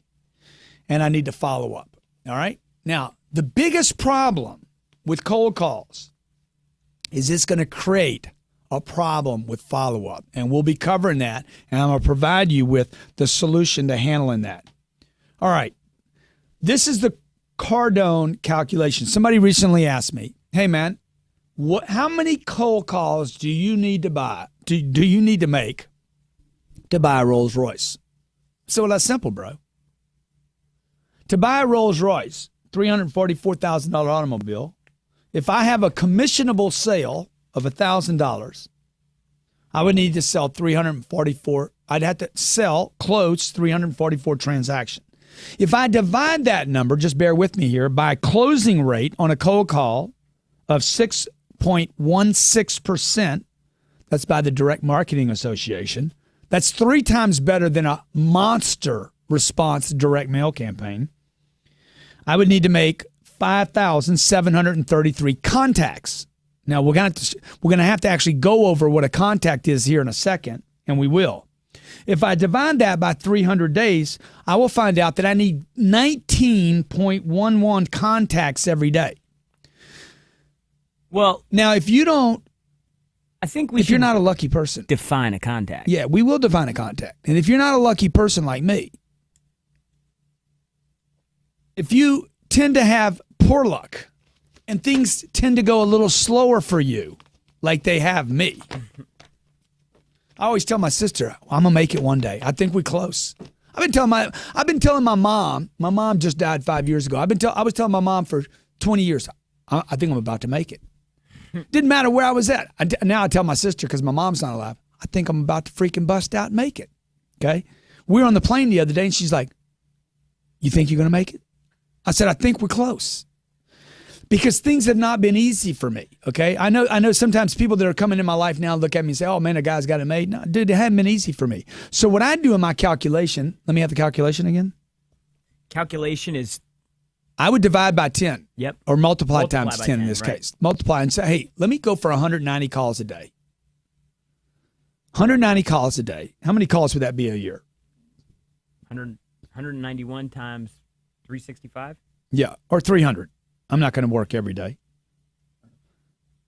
Most people don't even know how many days they work, man. That means I'm going to make 57,300 phone calls in a year. Can I do that? Of course. Can you make 57? Let me tell you something. I'll make 57,000 phone calls to get a Rolls Royce. To get somebody else to buy a Rolls Royce for me, I would make 57,000 phone calls. That means that car would cost me what? That means every phone call for me, and you'd want to do this, divided by 57,000 phone calls, every phone call was worth $6 to me. So if you knew every phone call you were going to make was $6, somebody gave you $6, would you do that? So you hadn't done the math. You got to do the math. And it's a shift in the mindset, right? What is the shift, Jerry? The shift is that every call is money, whether or not it's money, right? Is it money? Even if you're making phone calls right now, you can break down if you know how many phone calls you're making. Divide how much. I want to know what I'm getting paid on every Dude, call. I know, okay? and then it changes your perspective. Then you sell get anything excited today? about every call. Now I know, man. I know it's basically a math class. Okay, so here's a worksheet for you. It's in your book. It's in your ebook. You can go to millionsonthephone.com/ebook. Millionsonthephone/ebook. That's where that ebook is. You can download it. You can print it. Here's a worksheet calculation for you, okay? So you fill your number in. Do you want to be at 1 million, 5 million, 100 million? What do you want to be at 60 grand? Whatever your number is, then you divide by the number by commission per sale. Do you make $100 per commission? Do you make $6? I don't know. What is your number? You got to fill that in, so we built it in for you. Now, let's go back to what Jared said about define a contact. What is a contact? To me, a contact is I talk to a decision maker. Or I leave a voice message with a decision maker. That would be a contact for me. Now, if I had the text number, the cell number of the decision maker, and I'm going to show you how to 500% increase your effectiveness with a cold call with one simple strategy today. 3, if I speak to the gatekeeper, for instance, if I called here for Grant, and I talked to Sherry, I would definitely count that as a contact. A contact as powerful, okay? As powerful. I mean, if you want to make the big shift with cold calls, you have to change the way you think about the gatekeeper. You must change the way you think about the gatekeeper because the gatekeeper is keeping what? The harder it is to get someone on the phone, the easier it is for that person to buy. But do not try to jump over the gatekeeper. Number 4, leave message with the gatekeeper. That I would define that as a contact. 5, speak with an influencer in the organization. Make a note here. I don't ever want you to make another phone call without talking to somebody. Somebody. Okay, so I'm going to start at the top of the freaking food chain. Then I'm going to Sherry. Then I'm going underneath Sherry. Who's not... I'm going to leave a message for Grant. Then I'm going to leave a message for Sherry. Then I'm going to hit 0, and I'm going to bounce back and say, who's in charge when Sherry's not there? Jared. Then I'm going to leave a message for Jared. Who's in charge when Jared's not here? Oh, shit, I don't know who that would be. Who would they say? Maybe Michelle. Maybe Robert. Who knows? Maybe Paula even. I'm leaving a message to somebody. So this is a really good example of this is I had a client that I was working and they were like a regional sales manager. And I had, they had reached out, promised the world, I can get this done. I run this thing. Everybody looks up to me. And after about 7 or 8 months, I was like, this is going nowhere. And I ended up reaching out to the president of the company, who then took my call and told me, hey, you need to get with the VP of sales. And that's who we ended up doing the deal with. Yeah. Now I'm getting a question on here. Okay, wait a minute, man. You're paid $6 to make a phone call. Okay, remember the math I did a few minutes ago? But it costs you $33 to make that call. This cat's paying attention. His name's D. Nunge Nasker. You guys really need to think about your names. There's a difference between what a cold call costs a company and how much money a cold call is worth to you in income. Yes, so Jared's telling you what it costs a company to set up, to hire somebody, to bring them in, to have staff, to set up the phones, the technology, etc. This group estimated the average call, this was Salesforce, I didn't do this, says it costs $33 to make a phone call, as opposed to like $261 to physically go cold call, physically call this customer. In the example that I just did, the calculation, it would have cost me $6 for every call that went nowhere, okay? Does it seem questionable to you? Dude, look, show me how to collect $6 from every freaking human being on the planet, okay? Show me how to get $6 from 1 million people and I make $6 million bucks. Show me how to get $1 from 1 million people, I'm a millionaire right now today. Bing, bam, I'm there, okay? Probably tax deductible because, you collected you collect in onesies, okay? So look, should you contact CT? I'm not sure that question here, Jared. I want to see if we can get to some of these questions right here. Yep. Because I want to continue to calculate. Man, the question. We got 2,100 comments already. I mean, you guys are freaking ridiculous. Just want to give a shout out to everybody that follows me. Love you guys. Okay. You guys that are entrepreneurs, committed to your families, moms, dads, you're single, dude. You're out there freaking trying to grind it out for yourself. I was 23 years old. I had nothing. I'm like, man, when's it going to break? 25, I'm like, okay, I got to get my shit together. That's the moment I spent $3,000 in 1983. $3,000. Can somebody find out what $3,000 was worth in 1983? Had to be $8,000. I invested $3,000 in myself. Changed my life as a professional salesperson. But I needed the data. I couldn't get it. I just couldn't consume the information fast enough. Okay, so let me get back to the calculation. So let's say your annual desired income. Okay. $9,184. 9,000. Yeah. Today, the $3,000 I spent in 1983 was worth $9,100. Today is worth $9,300. I invested $9,300. That $9,300 in a video program has made me millions of dollars. Because one, it changed my mindset. It literally changed. Oh my God, man, there's a way to do things. Later, I invested another $1,500 in a telephone program when I was 28 that doubled my income from where I thought I was a freaking rock star, and doubled it again. So let's go back and define a contact again. What is a contact? A contact is I talk to a decision maker. Hey, Grant, and I get him on the phone. 2, I leave voice message with a decision maker. 3, I talk to the gatekeeper. 4, I leave a message with the gatekeeper. 5, I speak to influencer in our organization. What's an influencer? My wife is an influencer in this organization. So I ask for Grant. He's not there. I talk to Sherry. She's not there. I leave a message for both of them. Always leave a message. I ask for Jared. He's not there. Hey, is Miss Elena in by any chance? You guys freaking miss my wife every day. My wife just said she's the easiest.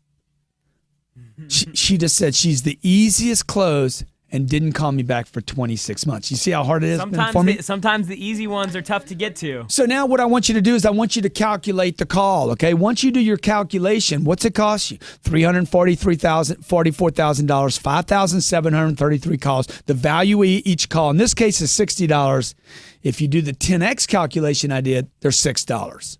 Either way, I'm picking up the phone and I'm making money, okay? So we put that in your workbook for you. Now, what determines your calculation is going to change. These are variables. The calculation I just gave you, it really depends upon a number of things. Is it a qualified, able buyer? Qualified and able. Money, they got money. If you're calling people that don't have any money, your number's going to freak, okay? Number 2, are you talking to a decision maker? Or do you just talk to the person that's easiest to get to? If they're easy to get to, everybody's calling them, okay? If they're easy to get to, everybody's talking to them, and I guarantee you, somebody took the checkbook away from them. Number 3, presentation skills. How good is your presentation on the phone? That is going to have a lot to do with your closing ratio. 4, what are your sales skills like? Presentation skills are one thing. Sales skills are something else. And guess what? Negotiating skills are something else completely. And closing skills, a 4th category, all of which, by the way, we provide for you in the offer. And then you got the follow-up skills. The follow-up skills is the most important of the group. Number 7 is more important than anything else. So here you got 7 things. Qualified. Jared, anything you'd add to this? Talk to decision makers, presentation skills, sales skills, negotiation skills, closing and follow-up, and all these can be improved. Yeah, good list. Rick Montella said, I 10x doubled my income and I've increased my income 45%, heading toward $200,000 a year soon. So I don't know if he 10x doubled or if he increased by 45%. But I love this cat. I know that there's a guy, his name is Coach Cap. He's out in Las Vegas. He was homeless, literally homeless, got on the 10X rule. He's in a network marketing company, and now he's making like $30K a month. That's awesome. Unbelievable. What was his training? 10X rule. Yeah. He got on the 10X, got on the GC sauce. Okay, we're trending on Twitter, folks. By the way, you increase your chances to win a flight on the plane on 10X Airlines by tweeting hashtag millions on the phone at Grant Cardone. Come up with something clever, man. What you got that's clever, okay? Now, building a list. You need a list. Who you call? Who are you going to call? First, I'd start with sold customers. Anybody your company has sold already and or anybody you've ever sold anything to. Number two, servicing customers. People that you're servicing that are happy and unhappy. In fact, I would start with the unhappy people, dude. They'll talk to me. Problems are opportunities, man. They'll talk to me. You know the thing about unhappy people? They want to talk to you. You guys have trouble getting people on the phone? Call the unhappy people. They want to talk to you bad. You see, you got to think like a fox, baby. Okay, 3, lost customers. People that are lost. They came off your program. They're no longer using you. They defected. 4, orphan donors. They were with your company with another salesperson. Unsold customers. Moved up outward, and then I want you to move outward, basically. I want you to start moving out from there and expanding to referrals, buying lists, and using social media groups. LinkedIn's got this thing where they say, if you join a group on LinkedIn, and they got lots of groups for everybody. I love LinkedIn, by the way. Great place to build a list. Be in groups in that. For instance, we do sales training. So we try to be in as many sales organizations as possible. Insurance, real estate, contracting, small business, entrepreneurs, because we're in those groups and communicate. I write there because it gives me credibility. When you're building your list and starting to make your calls, you want to do some pre-call investigation. Doesn't mean you need to spend a month doing this. List of common problems. I want you to make a list of common problems your customers buy your product for. Why do the people that do business with you? DBM, baby. What's the dominant buying motive? Why do people buy your product? Like you would think in my company, people buy our product to increase sales. That's actually not the reason people buy our product. I've had people buy our product because the company wanted to protect themselves against harassment suits by people that left the company. I've had people buy our product because they feel an obligation to provide a training platform. I've had people buy our platform to just run sales meeting material, not because they wanted to improve anybody's skills. Look, we've had people buy our product just because they want to train the new people, which are only 10% of the organization. So I want you to make a list of the common problems or problems your customers buy your product in order to solve. What? What's so funny? 2,200 comments. I mean, it's just like, it's ridiculous. I love you guys. 2, seek out personal connections. I want to give a shout out to Robert Wiseman right now. Big supporter. Okay. Sir Chairman Opay, the time and energy you invest in your skills will determine the outcome of your success. No doubt about it. Okay. Robert Stewart. Awesome, dude. Expanding should always be the goal. Your expansion. You can't cold call. You can learn today. Okay. Richard Gallone. 3, search out for media. Number 2, seek out personal connections. Who does Sherry know that I also know? That we can link together, okay? Like there's a client right now in Houston, Texas I can't get in front of. I build a help list. Okay, every time I get around somebody that likes me, supports me, hey man, I pull it out of my pocket. Do you know anybody on this list? Anybody at all? I think you've had that list for 5 years. Keep building the list, man. Okay. 3, search for media coverage on the prospect. I get people call here every day. You guys need to freaking get your phone skills together because I am the most transparent, obvious. I got lawyers telling me I shouldn't have so much online. Huh? Go, keep going. And look, you don't even know the name of my books, my programs, that I'm going to the Pentagon to speak to the U.S. Army. You need to stay up to date with who you're talking to. So if I want to get in front of the guy that runs CNBC and makes the decision on programming, dude, I need to go on social media coverage, put in his name, media, anything, Scott Painter. I want to do a business with TrueCar. He was on CNBC today. All I got to do is TrueCar and media. Scott Painter and media. Oh, he was on TrueCar. Hey, Scott, little letter. Congratulations on your interview on CNBC today. Freaking awesome, dude. You're a rock star. Yeah. Check out Prospect's website. Check out the website. What is the mission? Do some freaking, what is it? What is it? The first time me and I was preparing to go out with my wife, I called her parents and said, I'd already done some research. They were Italian, Southern, Catholic. I hit all three of those points. 5, search social media pages for inside information. Okay? Get some intel, man. Look, if I can't find anything about you on social media, something's wrong with you. So look, I'm going to tell you something. You come to my company and I go try to hire you and I can't find anything on you, or you want to do a partnership with me, or you want to be an affiliate and we can't find anything, we know what that means. The pre-call investigation I just went over, if you hadn't forgot it already. Okay? I'm going to give you 60 seconds. Go ahead, Jared. On the network. Post in comments. You got 60 seconds. On the network. That's a $1,700 program right there. Okay. We need the 5 pre-call investigation. Now, you can't copy it. Don't copy it. I want you to... Heath, I just want to make a note here. Okay. There's a cat named Heath, okay? Heath Powell. I've known Heath for, 3 or 4 or 5 years. Heath had been calling on customers all across the country for me.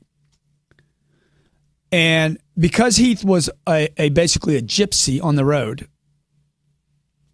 driving hundreds of thousands of miles a year, he never had any money. He bought a car. He had a car for 7 months. Bought it brand new. Had 60,000 miles on it. He could not figure out how to come off the road and make money. And the reason I finally sat down, dude, why don't you just come to my office? Man, I don't know, man. I don't even think the office is for me. What are you scared of, Heath? Well, man, y'all make phone calls, and I don't know how to use a phone call. Heath's a redneck. Okay, he'll tell you right now. All redneck. I said, Heath, I will teach you how to use the phone. Okay, can you show his testimonial? He works for me today. Okay, Grant taught me how to use the phone when I had never been good at it. Every day I log on to Cardinal University to tighten up my phone skills. This month, his income will be north of $30,000. He's got a great shot at making more money than I'm going to make this More year. Important than that? Yeah. He's married now. Heath goes to the same home every night. Heath will have kids now. Heath will be able to be a good father and a good husband and a good member of the community. Heath will be a good neighbor. Heath will be the guy in the neighborhood watching out for the other kids, man. He might even help you move if you've got to move. Heath served in the military, by the way, okay? So here's a guy that served for our country. He's going to make $400,000 this year. All Heath does. I tried to bring him out on the road with me last week. Grant, why would I go back out there? Come with me, man. Oh, man, shit, I can make 150 phone calls in a day. I got 5 people working in for me that make another 750 phone calls. And one day we could make 900 phone calls. You can't do that on the road. I can't go see 900 customers. When I did my Periscope Sunday and said, hey, what kind of information would you guys want? Y'all were so helpful. And one thing that came up over and over, what is the attitude I need to have when I'm making this phone call? Okay, so let's go over a list of things in attitude. It's in your download, millionsonthephone.com/ebook, and then I'll expound on them.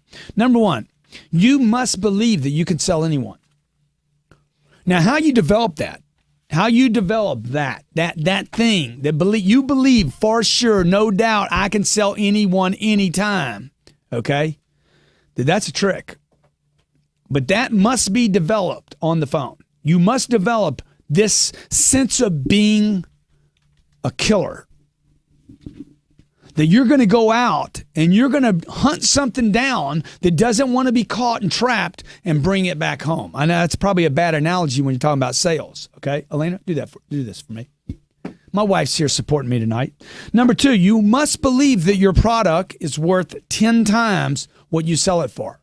See, for instance, I know for sure the offer I'm making you tonight, There's no way this offer's not worth $10,000. There's no way. The fact that we price it at $5,000 and then give it away for $1,000 doesn't mean it's not worth $10,000. I know for sure it is. And in fact, I know this: if you spent $10,000, I know for sure you would make 100 times that if you apply the information. I know people that will make money off the program and never use it because I'll shift the attitude. I'll shift the acceleration. I'll shift the thinking. Just the mere commitment that people make. When you make a commitment, you say something spiritually to the universe that literally alters the conditions of the way people treat you. You act different, walk different, talk different. Explain this to me. Why, when you wash a car and vacuum the car and have a little shine put on it and clean the wheels and put a little air freshener, tell me that car does not drive different? I didn't touch the rear end, the front end. I didn't do anything to the transmission or the drive axle. That car drives different. Why? Because there's something special about attitude, about the belief, what's going on in your head. So number one, I believe I can sell anyone. If you ever get a chance to see me make any calls, okay? In fact, give me a call.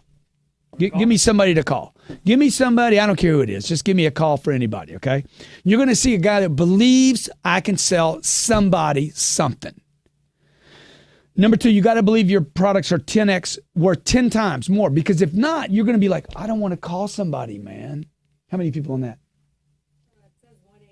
I don't want to call and bother somebody. You know why you don't want to bother anybody? You know why you don't call people at night? You know why you don't call them in the morning? You know why you don't call on the weekends? Because you don't think your product's worth anything. If you thought you were going to save somebody's life, would you make a phone call? Hell yeah. Sure you would.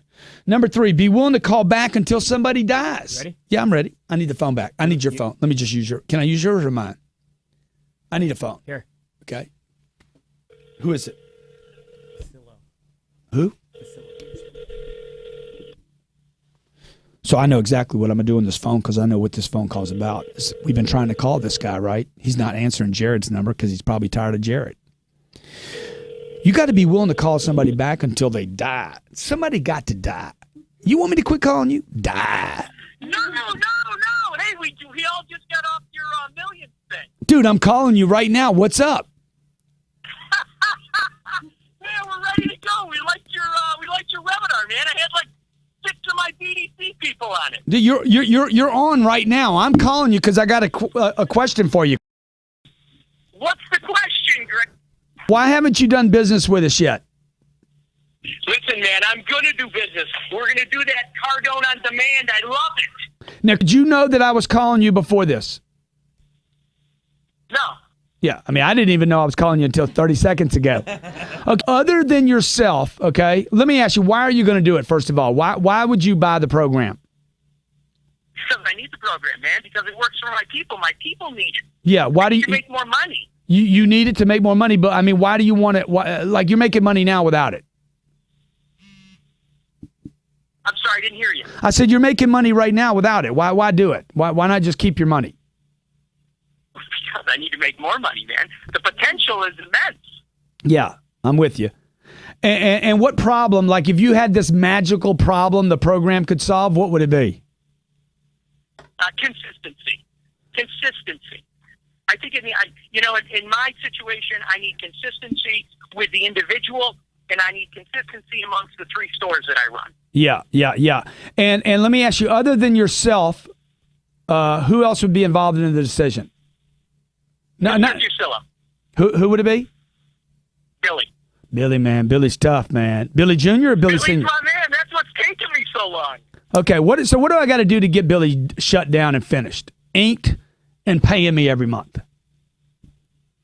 I got to get a hold of him and I got to convince him. Do I have to? You think I got to be in front of him, or do you think I can do it over the phone? I think you can do it over the phone. I think what he'll tell. All we got to do is get him to say, "Hey, listen, it's up to Granholm. All Granholm's got it. If Granholm likes it, tell him to do it. That's what we got to do." If who? If you get him on the phone, yeah, and say, "Listen, wants to sign up. He wants to get this thing rolling. Billy, can he do it?" Yeah. Okay. Now let me ask you this: where does Bill most successful? Like where he's easiest to deal with? Is it the horse track? No, it's at the Cape Coral store. It's at the what? That's where he is right now. Cape Coral store, huh? The biggest. Yeah, the big store. Okay. That's where I got to go get him. Hey, I appreciate your time, Chris. I really do. Appreciate your time. Hey, by the way, while I have you on the phone, who do you know like you that wants to invest in their people to make more money? In my company? No, I mean, who do you know? Just anybody. Doesn't matter to me who they are. I'd rather be outside of the Facillo group because I think I'm going to already get them. I'll tell you, I'm in a 20 group, man. I'd like to talk about it in my next 20 group presentation. Who are you thinking about in the 20 group? You know, there's a couple of guys in my 20 group. There's a couple of guys in my 20 group. Who came to your mind? Who's the guy that came to your mind when you thought about that? I got some guys up in Seattle. I've got Michael's Toyota up in Seattle, a buddy of mine. Dude, that's awesome. That's awesome. That's awesome, man. Hey, if you get a call from me, I'm gonna have Jared text you my cell number. All right. Okay, you got it. Okay, my friend. Thank you so much. Hey, do me a favor. Yeah. Help me get in front of Billy and get Billy to say, "Hey, Chris can pull the trigger on this." You got it, brother. You got it. I'll do it. Okay, great. Thanks. Okay, so a lot of you are asking on the network right now, was this a fake call? Okay. No. Okay. It was 100% real. Okay, you want to do another one? You guys give me a phone number. I'll call somebody right now. The point is it's the real deal. I mean. Okay, anybody on the network, you tell me, you send me a number in comments right now. I'll call somebody. You give me a customer. You know what I'm going to do? I'm going to call them up and say, hey, why haven't you bought the product? It's a sales manager's call. It's me. And what's the person's name? Yeah, well, it'd be nice to have a name. I need the name, the company, okay? So let's go back. So look, I'll do it. You want to ever come down here? You want to send your people down here? Bring them down to Miami. I'll put them in a back room, okay?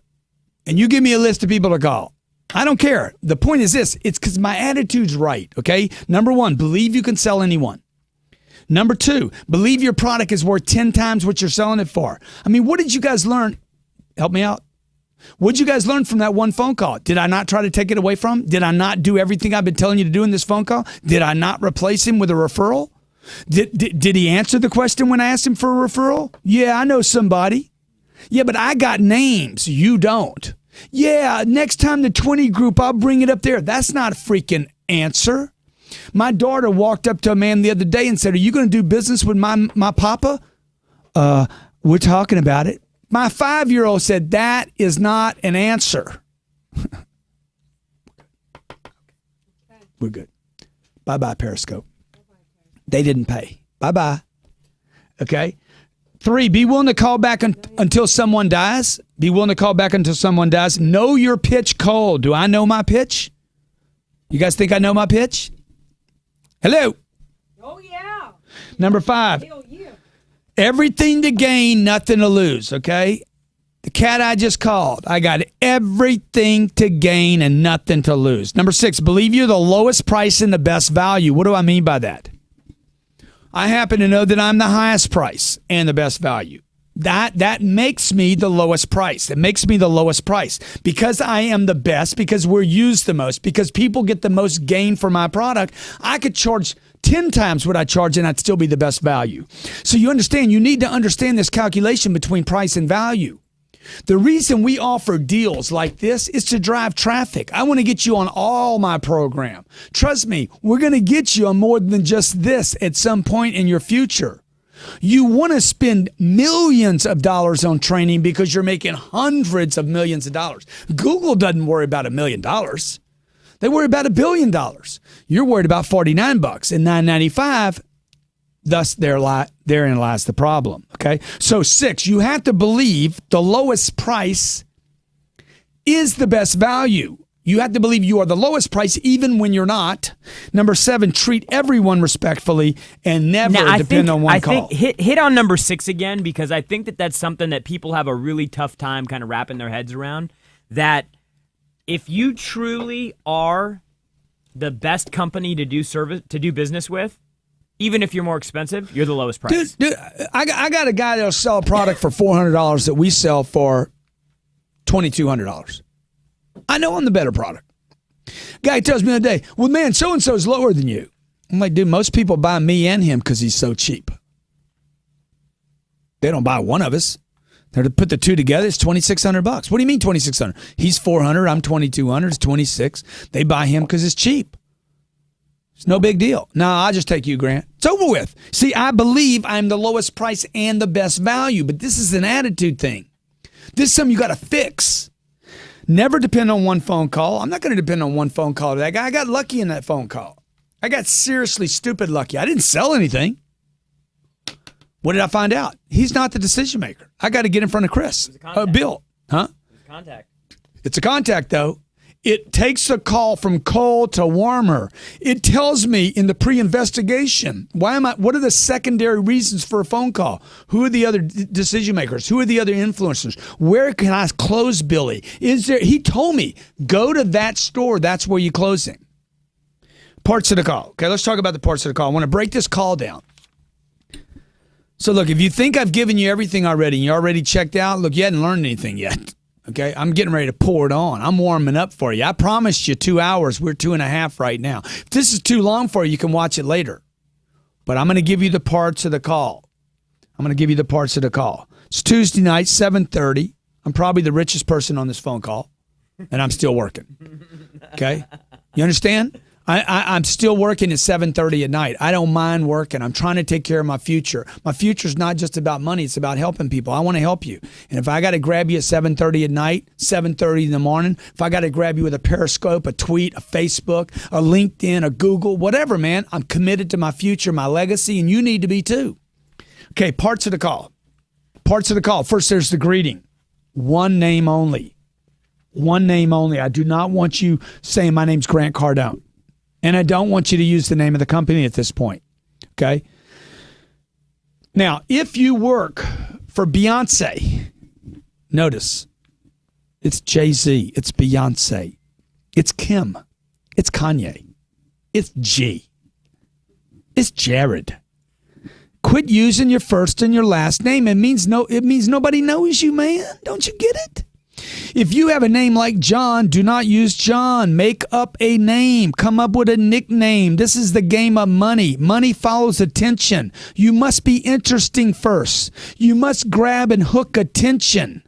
Nobody opens a door to somebody they don't know to find out their name.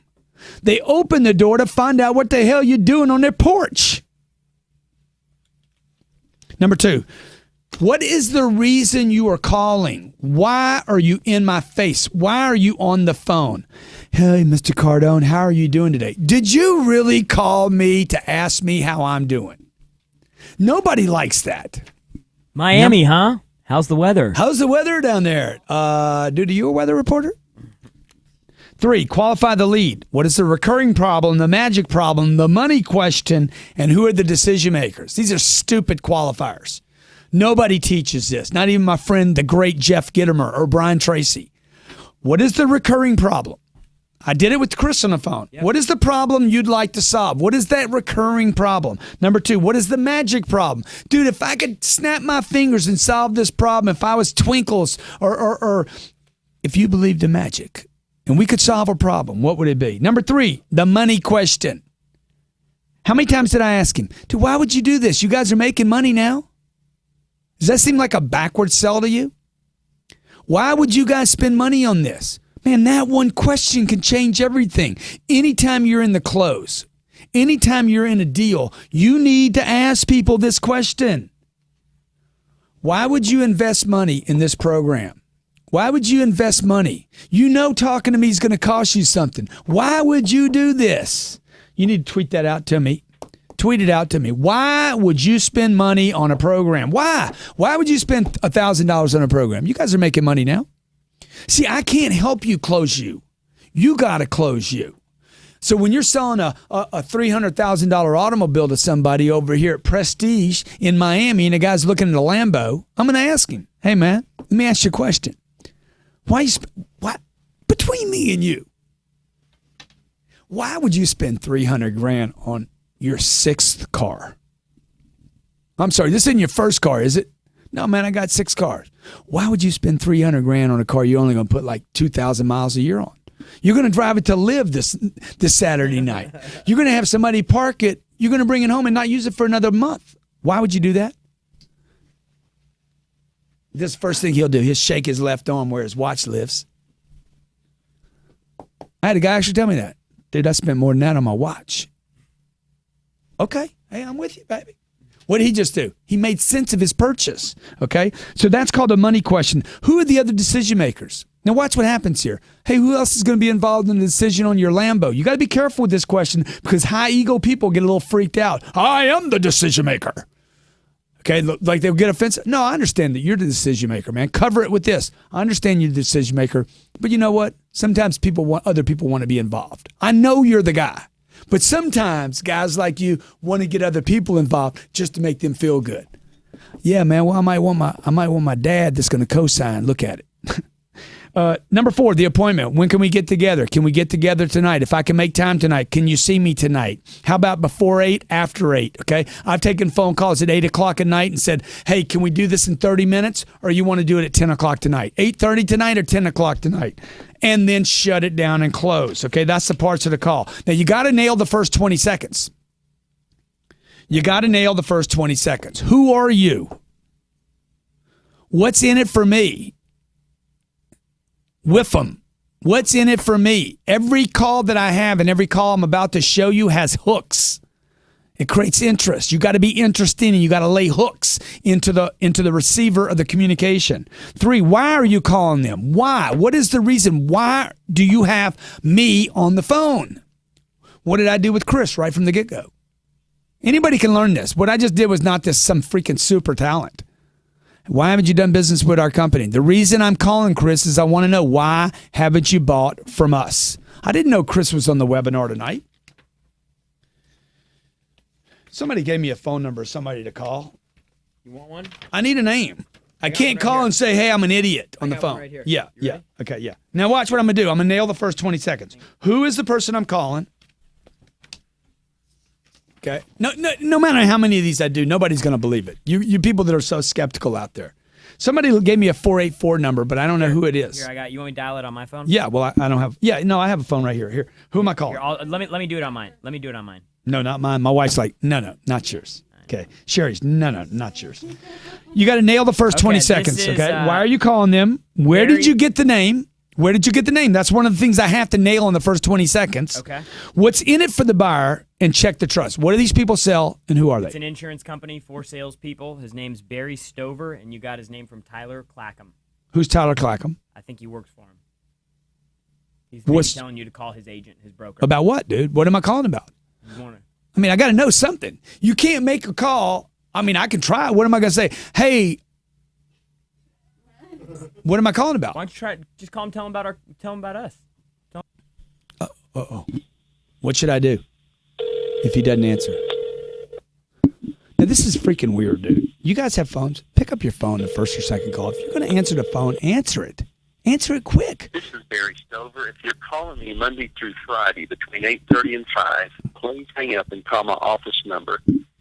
Otherwise, leave a message and I'll get your message after 5 o'clock. Thank you. When you have finished now, when I'm leaving a message, I will leave a first and last name, okay? Now watch the message I leave. I'm going to try to leave a hook here. Grant Cardone calling you. Tyler gave me your number, suggested I call you. My company provides a training platform for companies like yours that increase sales up to 40%. I don't know if I can actually do that for you.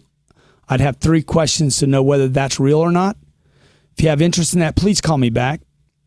My cell number is, well, it's the one I just called off of, okay? I look forward to hearing back from you. It's Grant Cardone. If you Google search me, you'll find. Thank you for not giving my cell phone number Now, out. the reason I did not give another number out, he's got my number on his phone, number 1. Number 2, never, ever, ever give a number different than the one you're calling from. It creates confusion for people. Why would you call me from one number and leave a different number? So if you're taking notes tonight, never leave a number different than the number you're calling from. Why are you calling them? Did I tell him why I was calling? Did I tell him what I could do for him? Did I tell him what was in it for him?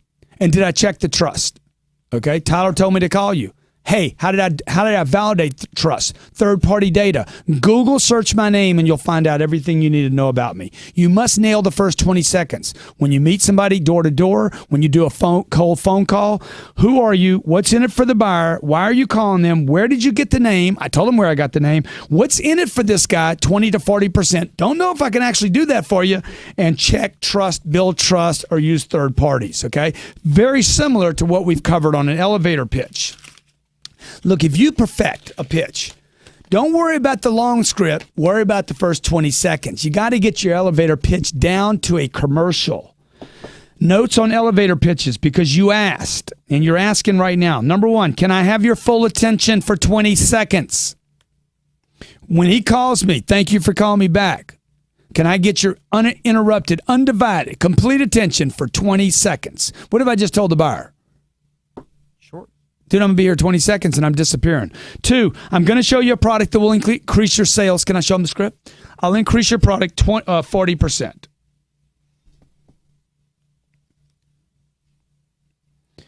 So when he calls me back, I'm going to re-say what he said he heard on that call. Wow, I'm taking a cold call, making it warm again.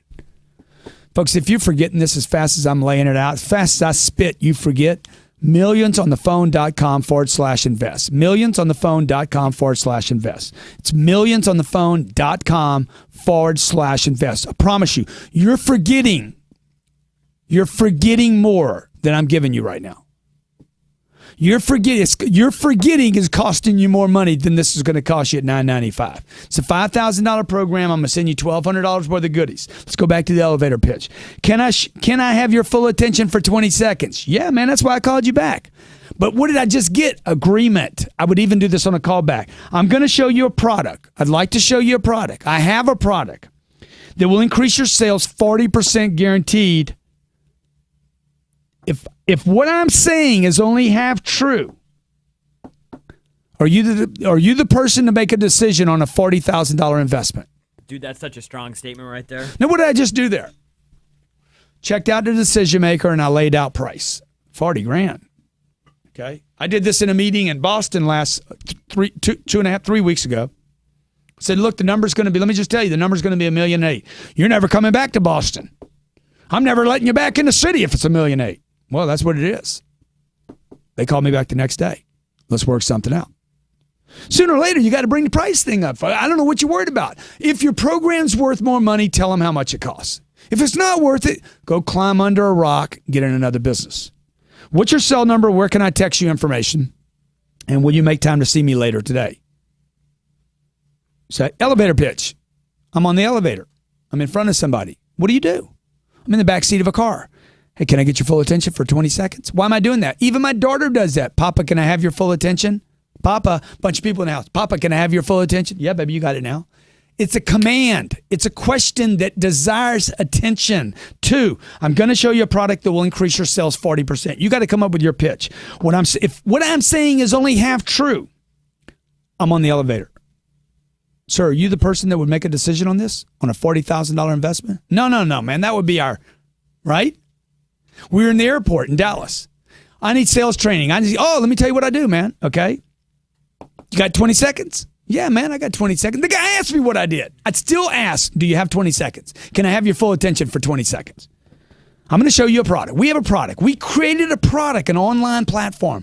Nobody's got to go to a hotel again. Nobody's got to get on a plane like me and you, the idiots, except for this one.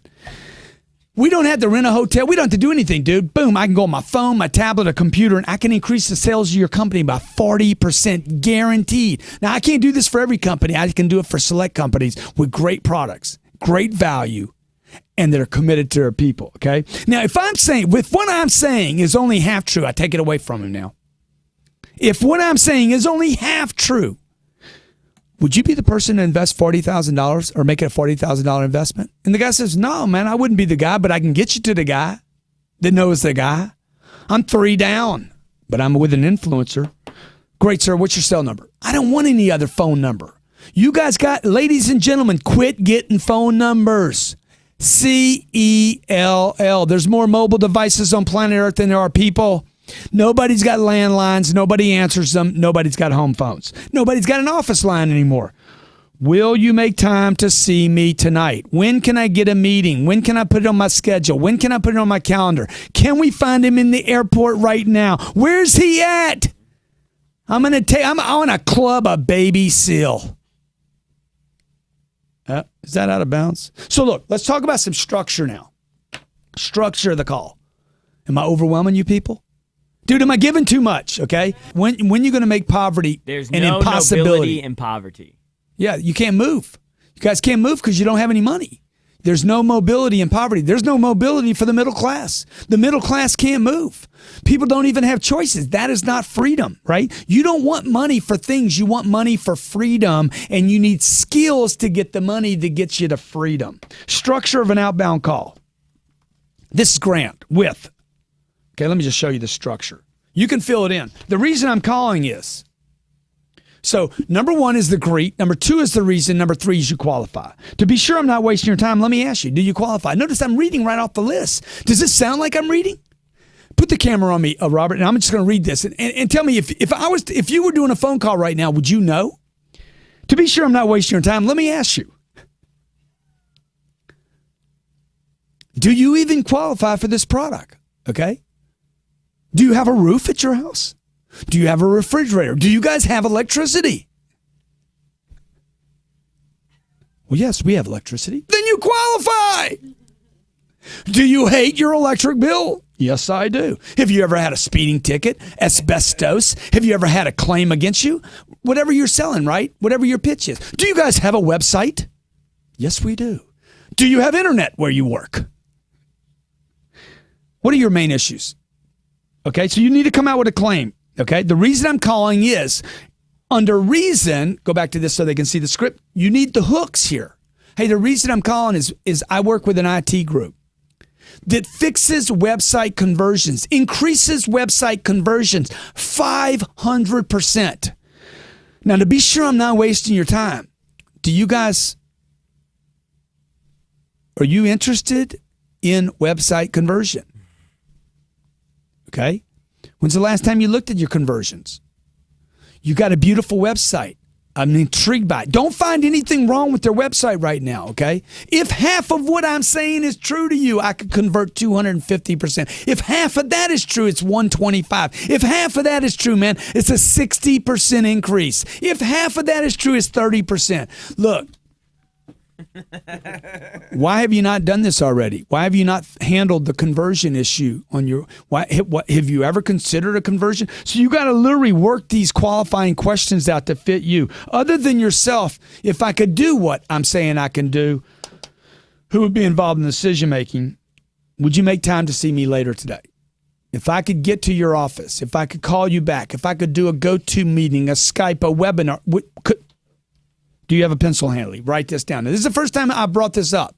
You want to inject this between the time you ask for the appointment and what's called a lock. Once you get an appointment, do you have a pencil handy? Yes, I do. Write this down. If they say they don't have a pencil handy, say, I'll hold. I don't have a pencil handy. I'll hold. That's a command that says, go get a freaking pencil, Jack. Do you have a pencil handy? Write this down. First name, phone number, company. Okay, that's where you sell the name, not when you open. Would there be any reason you wouldn't be able to show up? Would there be any reason you won't be at the go-to meeting? Would there be any reason you won't be on Skype? Okay. Now, the structure of an outbound warm call, that was a cold call. Watch how the warm call changes just a little bit. This is Grant with Cardone Enterprises. The reason I'm calling is your name was given to me or entered. Your information was entered on our website last night expressing an interest in, this is Grant with Happy Endings. To be sure I'm not wasting your time, let me ask you, when's the last time you had a massage? What part of your body bothers you? I'm just making this up with a massage, right? What are your main issues when you think about your body? Why have you not done this already? When's the last time you got it? You got a massage 3 months ago. Why have you not done a massage? I don't know, I don't know. You got to find out why this person has body problems but won't go get a massage. There's something keeping them. I don't know, something in their head keeping them from driving there, don't have the time, the kids, whatever. Maybe you need to go to them and they'll pay double. I'd rather get a massage in my house. Come to me, I'll pay you more. Okay? Magic question. What's the magic question? If I could even do half. Or you could do this. Look, if I could show you a permanent way to solve the problem that your body, how long has your body been having that problem? Take interest now. First be interesting, then be interested. How long have you had that problem? Oh, I've had that problem for 8 years. If I could show you a way to solve that problem, and it only took 30 minutes a week, once a week, would you invest 30 minutes a week? Yeah, I would. Great. Are you available tonight? I want to come over tonight and give you your first session free. Because what I'm going to do in that first session for free is I'm going to close them on 10 sessions. Would you make the time to meet me later tonight? Okay. I can't do tonight. Okay, no problem. I don't even know if I could get there. So when they say no, you just say, hey, I'm just offering it. I don't even know if I could make it there. I'm just thinking, could I? If I could, would you? Right? Maybe if I could magically transport myself to another country. Do you have a pencil, Andy? Write this down. Good. Would there be a reason you can't make it? How about a cold call for a service provider? I'll give you this one right now, okay? This is a service provider. You know what that is? Contractor, plumber, builder, roofer, concrete guy, pool guy, I don't know, what other, landscaper. How many businesses y'all got out there? 28 million businesses in America. All of them did a business plan and nobody knows how to make a call. That's some sick shit. I think we just got hit. Brian Longacre just hooked up with the program. Loan Maker. Let's roll. Congratulations. This is Joe from XYZ website developer. The reason I'm calling is there's a strong possibility my company can show you an increase in conversion rates on your website. Now, a website developer or social media expert or a roofer all have the same problem. I need leads, man. Shit, I can call people that are cold. I don't need a lead. Who doesn't have a freaking website? To be sure I'm not wasting your time, let me ask you, when is the last time your website looked at conversions? Remember, I butchered this call earlier. I was making this up with you a few minutes ago. Now I'm going to do a script. Watch how clean it is. When's the last time your website looked at conversion rates? If I could do half of what I've claimed, half the 500%, and get you higher conversion rate, would you invest money? I'm going for a close right now. Would you invest money to increase those conversions? If I could deliver the kind of results I'm talking about, would you be willing to invest money in your website? Other than yourself, who would be involved in this decision? You might want to insert price here and start telling people what you're talking about. Would there be a time today, not tomorrow? Screw tomorrow. That's for mañanas. Cold call for a personal trainer. Hey, Jill, this is Jill from Get Fit Quick. Works for Nutrisystem. Yeah, it does. I'll send you the food. You don't need to weigh it. You don't need to weigh yourself, measure yourself. You don't need to weigh the food. We're going to send you exactly what you should eat. This is Jill from Get Fit Quick. The reason I'm calling is you requested information on getting fit. Remember, this is a response to a warm call. And won a free workout consultation. To be sure I'm not wasting your time, let me ask you, when's the last time you worked out? If you were magically able to fix one part of your body other than your ass, what would it be? Maybe don't include that. Just having fun with you. I've been on this freaking video webcast for a while now, okay? Almost 3 hours. I'm like a little kid. Yeah. If I could show you a proven solution that would handle your hips, your arms, your back, your whatever, permanently, would you invest 20 minutes each week? Other than yourself, who influenced the decision with how your hips look? If I could organize a session today, would you be willing to make time today? Okay. Would there be any reason you wouldn't be available? How about a cold call for a realtor trying to find, or an investor trying to find off-market deals? I'm freaking spitting now. I am the Eminem of sales. I am the godfather of sales cold calling. Hey, that guy that says cold calling is dead, dude, okay? Whose plane you want to get in, son? Cold calling ain't dead. You are. Okay? Cold call. This is for investors to find off-market deals. Dude, I wish I knew this stuff. Cold. You need to know it cold. You need to have confidence that's sick and deep, okay? You need to be able to freaking express yourself to where you're like, dude, that guy could sell anything. If you've said one time tonight, that guy could sell anything, and you need to learn the skill, and you need to get your financial freedom on. For realtors finding off-market deals and or investors like myself finding off-market deals. Hey, this is Tyler from Cardone Acquisitions Multifamily Group. The reason I'm calling is my owner is interested in buying 2,500 units this year in markets you are currently in. Maybe this is a house. Okay, maybe this is a house call. You're calling about houses, off-market houses, because you're in Miami and you want to try to buy something, or you're in New York, or you want to buy off-market, people that don't maybe keeping up currently with the market. To be sure I'm not wasting your time, first of all, do you own, I'm calling it a sophisticated fund now, do you own properties that are 200 units or bigger? Now, notice how many times I use this line. To be sure I'm not wasting your time. It's a cold call. Do you own properties that are 200 units or larger? Yes, we do. Have you ever sold properties without going to market, which means you did not list the property? No, we've never done that. You might want to ask why not. If you got a substantial premium to market, would you consider selling some part of your portfolio? If you got a substantial, it's a magic or a money question. Other than yourself, who would be involved in the influence of this decision? Would you make time for me tomorrow to discuss? Now, this is typically going to be an out-of-state call for me, okay? So me flying in tonight might not be possible. But you do want to create urgency in this appointment, okay? Hey, if I could get there tonight, would you see me? Now, you need to do the impossible, folks. When you start making cold calls and warm calls, okay, and responding to internet hits, it's money. There's money there. You need to respond like a superhero. Like you wear a cape, like you can solve the problems, like it's fast, like you run fast, you'll be there faster. You're highly interested in a solution. If you scare somebody off because of that, so what? Dude, I got a follow-up program for scaredy cats. There's an actual buyer type called scaredy cats. They can't make decisions because they're scaredy cats. Notes on appointments, okay? Notes on appointments. This is critical and vital. You need to write it down. Store it somewhere. If you don't have your PDF of your ebook out right now, write this down. This is vital. Notes on appointments. Number one, do not commit to availability offer as a possibility. If I could be there tonight, I don't want you to lock yourself down. I want you to lock them down. Most people on appointments are only locking one side down, the wrong side. Do not commit to availability offer as a possibility, okay? Always offer today as first choice. If I could make time available, would you take time today? 3, always offer alternative times once you get the date available. Always offer available times once you get a date available. Yeah, man, I could do tonight. Good. 8:30 or after 10? Oh, no, 10 o'clock's way too late. I'll be in bed. Number 4, do not interject the time. I can do tomorrow morning. Do not say 10 o'clock, okay? Before 9 or after 9. And look, I don't mind if you do this. Before 7 a.m. or before, right? I want you to offer something stupid that says you're a hustler. How about before 7?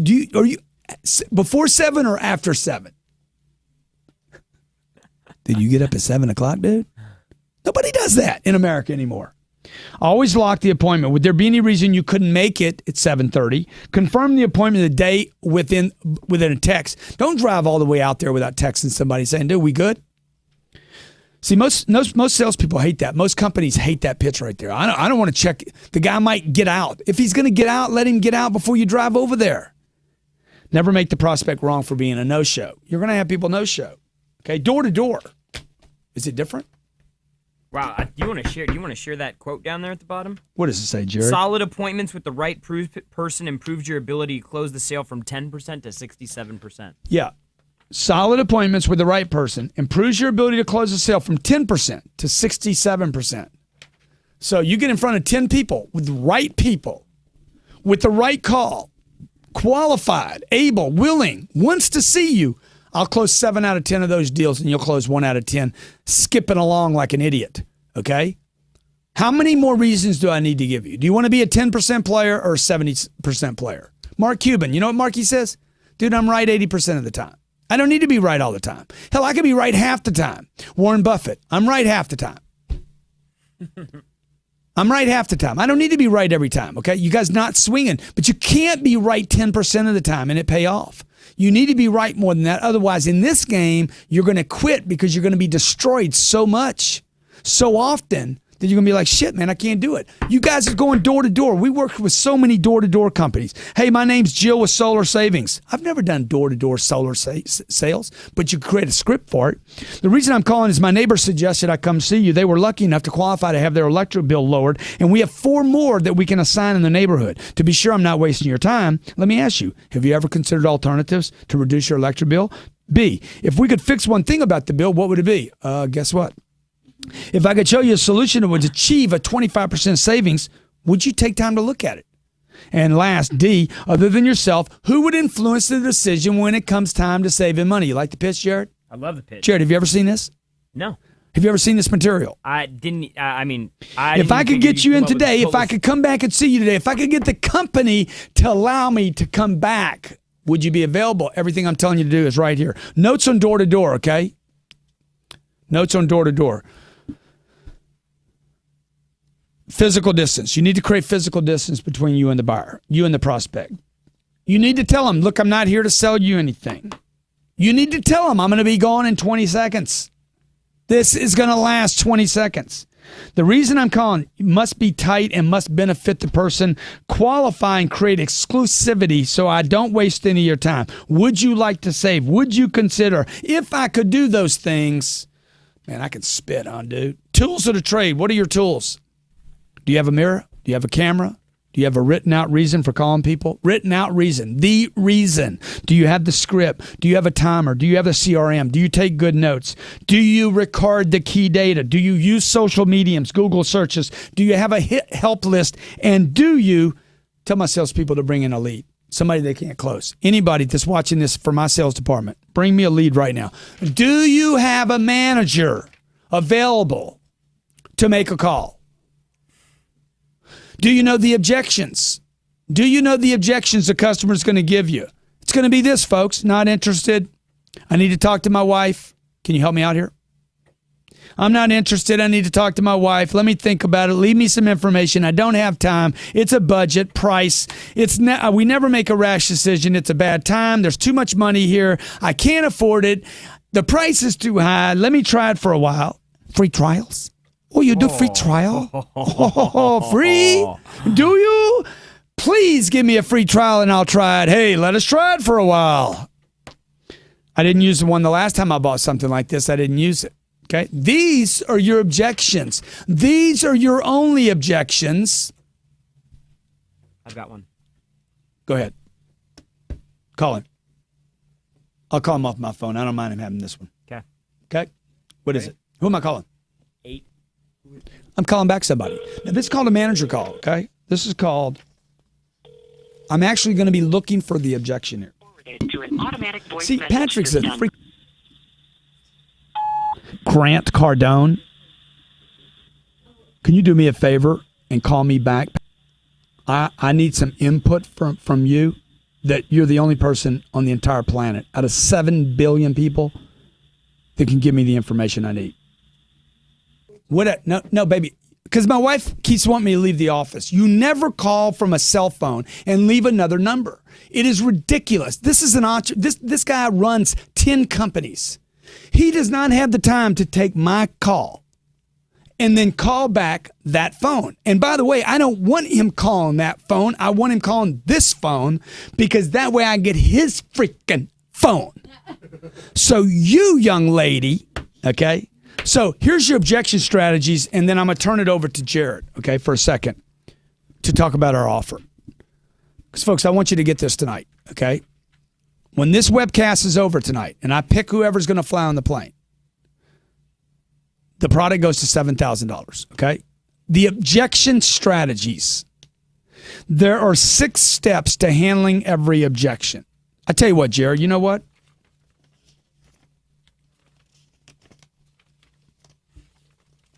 Let me give this. 6 strategies. Do you know them? You guys know the 6 strategies to handling any objection? There's actual steps. You know the first thing you do? You listen. Nothing's going to happen, man. Guy walks up to you. I'm going to blow up. Opens his vest up. I'm about to pull it. I got you. You need to listen to the guy. Listen, man, you don't need to freak out. You need to keep your cool on. You need to be Dr. Freeze right now. And then you acknowledge him. Sir, I understand that you're going to blow up. See, now you're dangerous. Now you're the most dangerous person in the room. You're more dangerous than the Unabomber. Okay? First, I want you to listen. The price is too high. I hear you, sir. Acknowledge the communication given to you fully. I hear you. I understand. And David, what? I agree with you, man. I'm with you. I agree with you. You're right. It's crazy. It's suicidal. It is nutso. Just acknowledge them. That's the first 2 steps. Then I want you to isolate. Other than price. Other than price. Other than the price, would you have any other reason not to do business with us? I did it with the big group the other day, right? Yep. 4, move in the direction of the objection. Once he says, no, man, it's just price. But if he says, look, it's price. I'm not the decision maker. We're worried about this and worried about that. You got 5 things you got to handle. Price is not the problem right now. Move in the direction of the objection. So now what you're going to do is you're going to use price. If that's the only objection, you're going to use price as weight to close the deal. If you don't know what I'm talking about, folks, you need this program. Because in addition to what I'm going to give you on the cold call and the follow-up is the basic fundamentals of sales, closing, negotiating, handling objections. Move in the direction of the objection, which means, sir, you know what? Every customer that we have initially complained about the price and then realized once they had enough information why the price is what the price is. And in fact, if the price was any lower, you would have to be suspect of how I could deliver. On a 40% increase in sales, how could I claim to you I'd get you a 40% increase in sales when I'd be reducing my price, what, 1%? I mean, the program's going to cost you $1.4 million. If I take it down $14,000 and get you a 40% lift, which is what in your company? Another $400 million? What's 14 grand got to do with it? Justify and make sense is what I'm on now and shut the deal down. Can we do business? Or are we going to quibble over 14 grand? And I also set the parameters for negotiating the price. Okay. Now I'm going to give you some advanced tips when we come back, but I want Jared to talk to you 1 second before I get to these advanced tips. I have to come back to these. Man, dude, how do I do all this? You guys are hanging in there with me, and I know I'm wearing you out. Man, I can't even keep up with all this information, Grant. You're losing me. Advanced tips. Let me give you some advanced tips here. Best time to make a call, between 10 a.m. and 2 p.m. Did you know there's a 31% chance? 31% of all calls are made between 10 a.m. and 2 p.m., and they result in 52% of all appointments. Now, you got to be careful with this kind of facts, because then you start thinking, I'm just calling between 10 a.m. and 2 p.m. Look, you need to call a guy 50 times, okay? I don't care. If I got to call him 50 times to get $50 from him, I'm calling him. I want the drips, okay? Advanced tips. What percentage of what have I said to you do you believe in? This is a great freaking line. You're in the call. I train my staff to do this. They'll do it to you one day. Sir, let me ask you a question. What percent of what I just said to you do you even believe? This builds trust.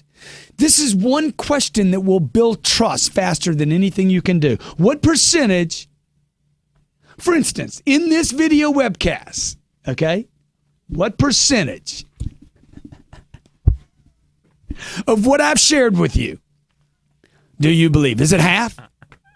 Can't be all. You cannot believe everything I've said to you. If I told you I made $20 million on one phone call, what percentage of that freaking claim is true? Because I'm going to tell you something. I've been telling people that for 2 weeks. I made $20 million on one phone call. It's not true. I made $30 million on one phone call. $29 million, actually. It's $29 million I made on one phone call. Okay? Because there was some fees on the deal. So it was almost $30 million. One freaking phone call. One call, man. Do you know how many freaking calls I had to perfect to make $30 million in one phone call? I was answering calls for furniture stores, selling fish door to door, selling clothes, calling people back, man. Hey, why? I got that pair of shoes in. Dude, I was selling $79 pair of shoes, making a 14% commission, making freaking $10. I started just like you do. You got to get freaking great. Do you know the tips, the advanced tips? If I could prove half of what I just said to you, would you make time to have me crawl up in your shit? Would you? Do I have your attention? Do I have your full attention? Texting the client during a call will actually increase your chances of getting an appointment by 500%. Okay, those 3 calls that you saw me made tonight, you didn't see this. We already texted those individuals because I know that I can increase my chance of getting in front of that person 500% by using text messaging. Text messaging will increase your sales conversions by 328%. Leads 360 gave that statistic. Do I have your attention? I'm giving you an advanced tip right now. Do I have your full attention? You need to incorporate this into your cold calls. Advanced tips. Always, always, always leave a message. Advanced tips. You must get frequent before you get better. You cannot get great. You will not be Van Gogh with one piece of art. Impossible. You will not get great. We would not know Steven Spielberg if he did one movie. Okay? His movie wouldn't have been made.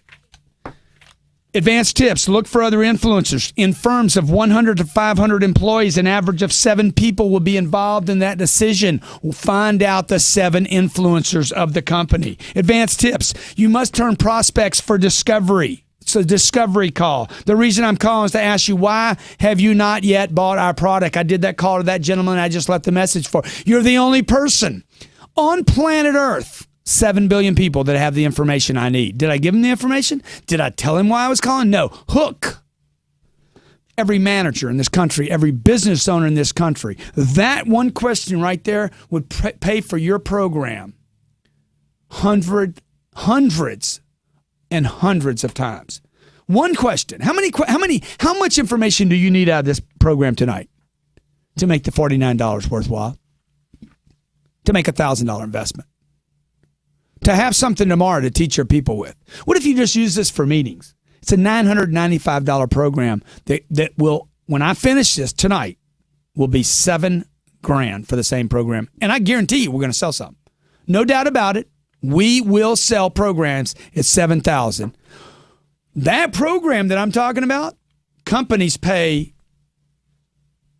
$2,200 a month every month. We have companies that have paid 4 years at $2,200 a month. That company's paying $15,000, $20,000 a month. We got people paying $1,000 a month just for the follow-up program that I'm giving you for $995 plus the selling fundamentals. So this is not some this is a crazy offer. This ain't Gary Mays. What is it, Gary Mays? Yeah, Billy Mays. Dude, we're not talking about removing freaking stains from your carpet, okay? OxyClean. I'm talking about making bank. I'm talking about cake. I'm talking about paper. I'm talking about racks and racks. Okay, I need some till I collapse. I need some till I collapse, man. I need some till I collapse. See, you got to have your music ready. You know, when you pounding the phone and working it, do you have your freaking music, man? I need till I collapse. Turn prospects for discoveries. This one call right here. I could make sense of this one question being worth $100,000. All right, so what am I telling you? What am I telling you? Were you distracted by that?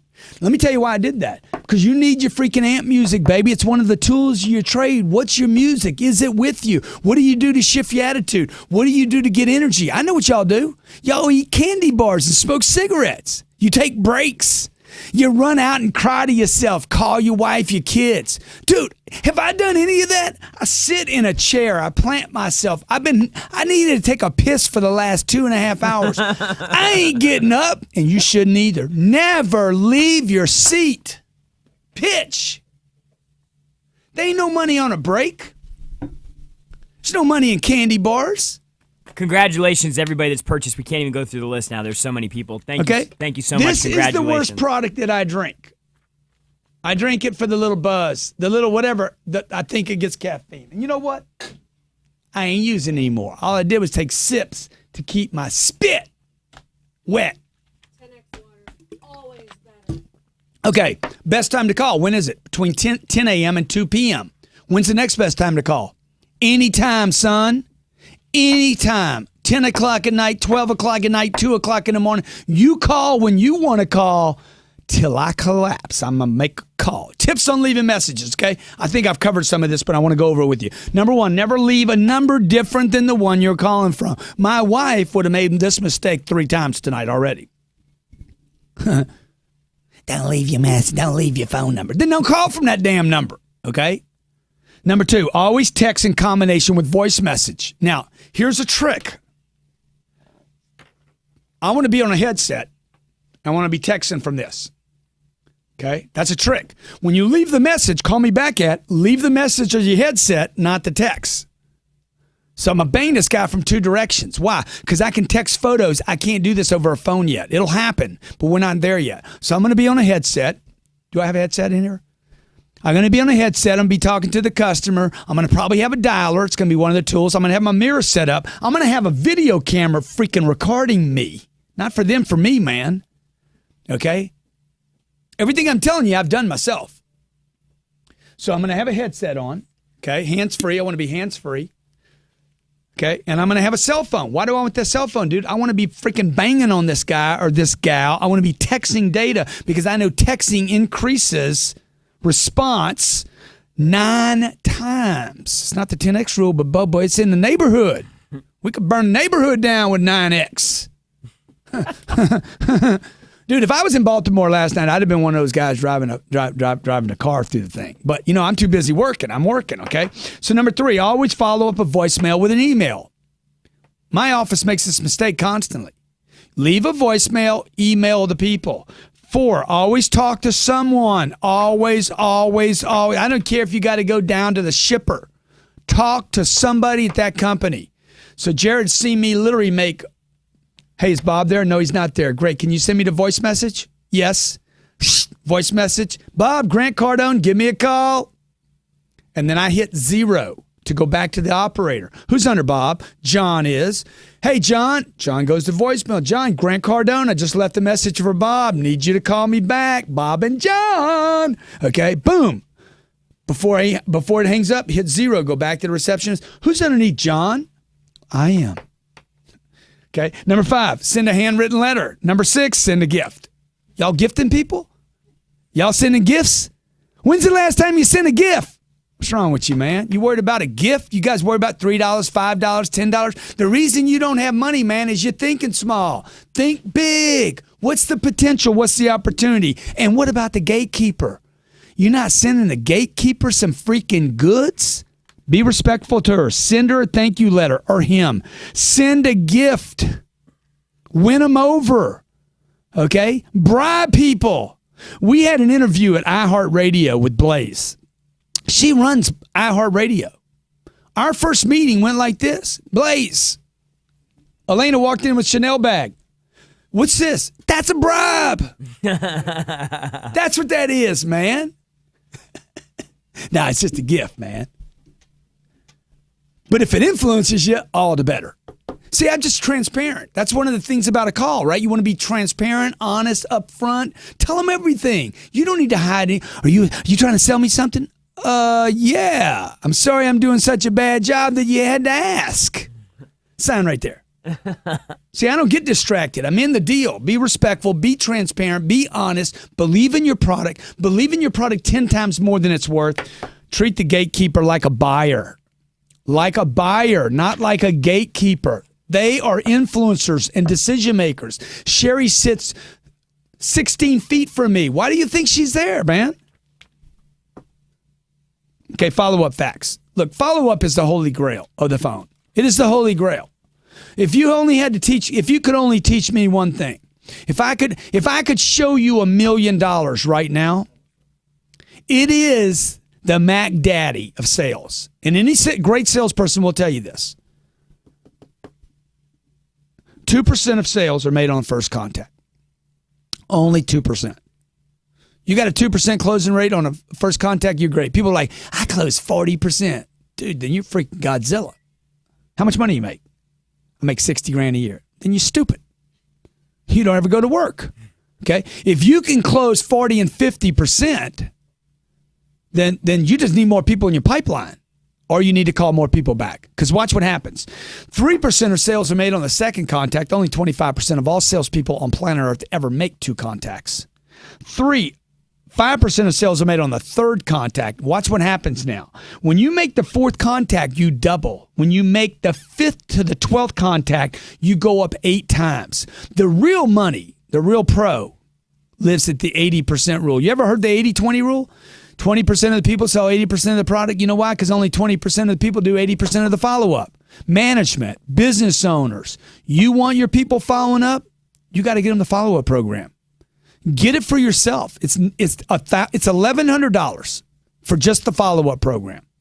If you don't want the other $6,000 worth of programs, I won't send it to you. And you save $100. It's millionsonthephone.com/invest. Millionsonthephone.com/invest. Daily ritual. What is your ritual? I know what mine is. Get up early, work out, eyes on the prize. I do a call calculation every day. Jared writes down his finances once a month. I'm like, dude, do it every week. Do it every week. Money loves being paid attention to, man. Money hates being ignored. Success demands you pay attention to it, okay? So you got to do your call calculation every day. Your daddy and your grandpa said, early bird gets the worm. Look, even Tim Ferriss is talking about the 10X rule. And Gary Vaynerchuk is there. And Tony Robbins is on the plane. I'm there. Stephen Covey. All of us. Tim Ferriss. What's up? Got a question? So what is your daily ritual as we set up to give away 2 seats? Get up early, work out, eyes on the prize. Yeah. It's going to be a minute or two, okay? Role play daily. I need to get back to this. Role play daily. Clean your space up. Have a clean space. Use a 10X planner. Use your 10X planner. You got to have your planner full, folks. Okay? Make a list of your 5. You know what I'm talking about, the 5? Fantastic Four. This is the Fantastic 5. Get your mirror in place. Have a camera recording and find your music. Production facts. Top producers outperform. If you don't have enough reasons to do what I've said, millionsonthephone.com/invest. If you don't have enough reasons, I'm going to give you a stat that'll freak you out. Top producers outperform average producers 2-1. Top producers outperform low producers 10-1. Now, let me tell you one other little fact. The top producers on this planet outproduce the bottom by 319%. Dude, I want to be in the 319%, okay? I'm telling you. The average American makes $50,000 a year. The average American makes $50,000 a year. What's 50 times 300? 50 grand times 300 has got to be $15 million a year. I made $15 million on $15 million, right? One call. It was a cold call. It required follow-up. It required texting. It required video. It required an appointment for a personal visit.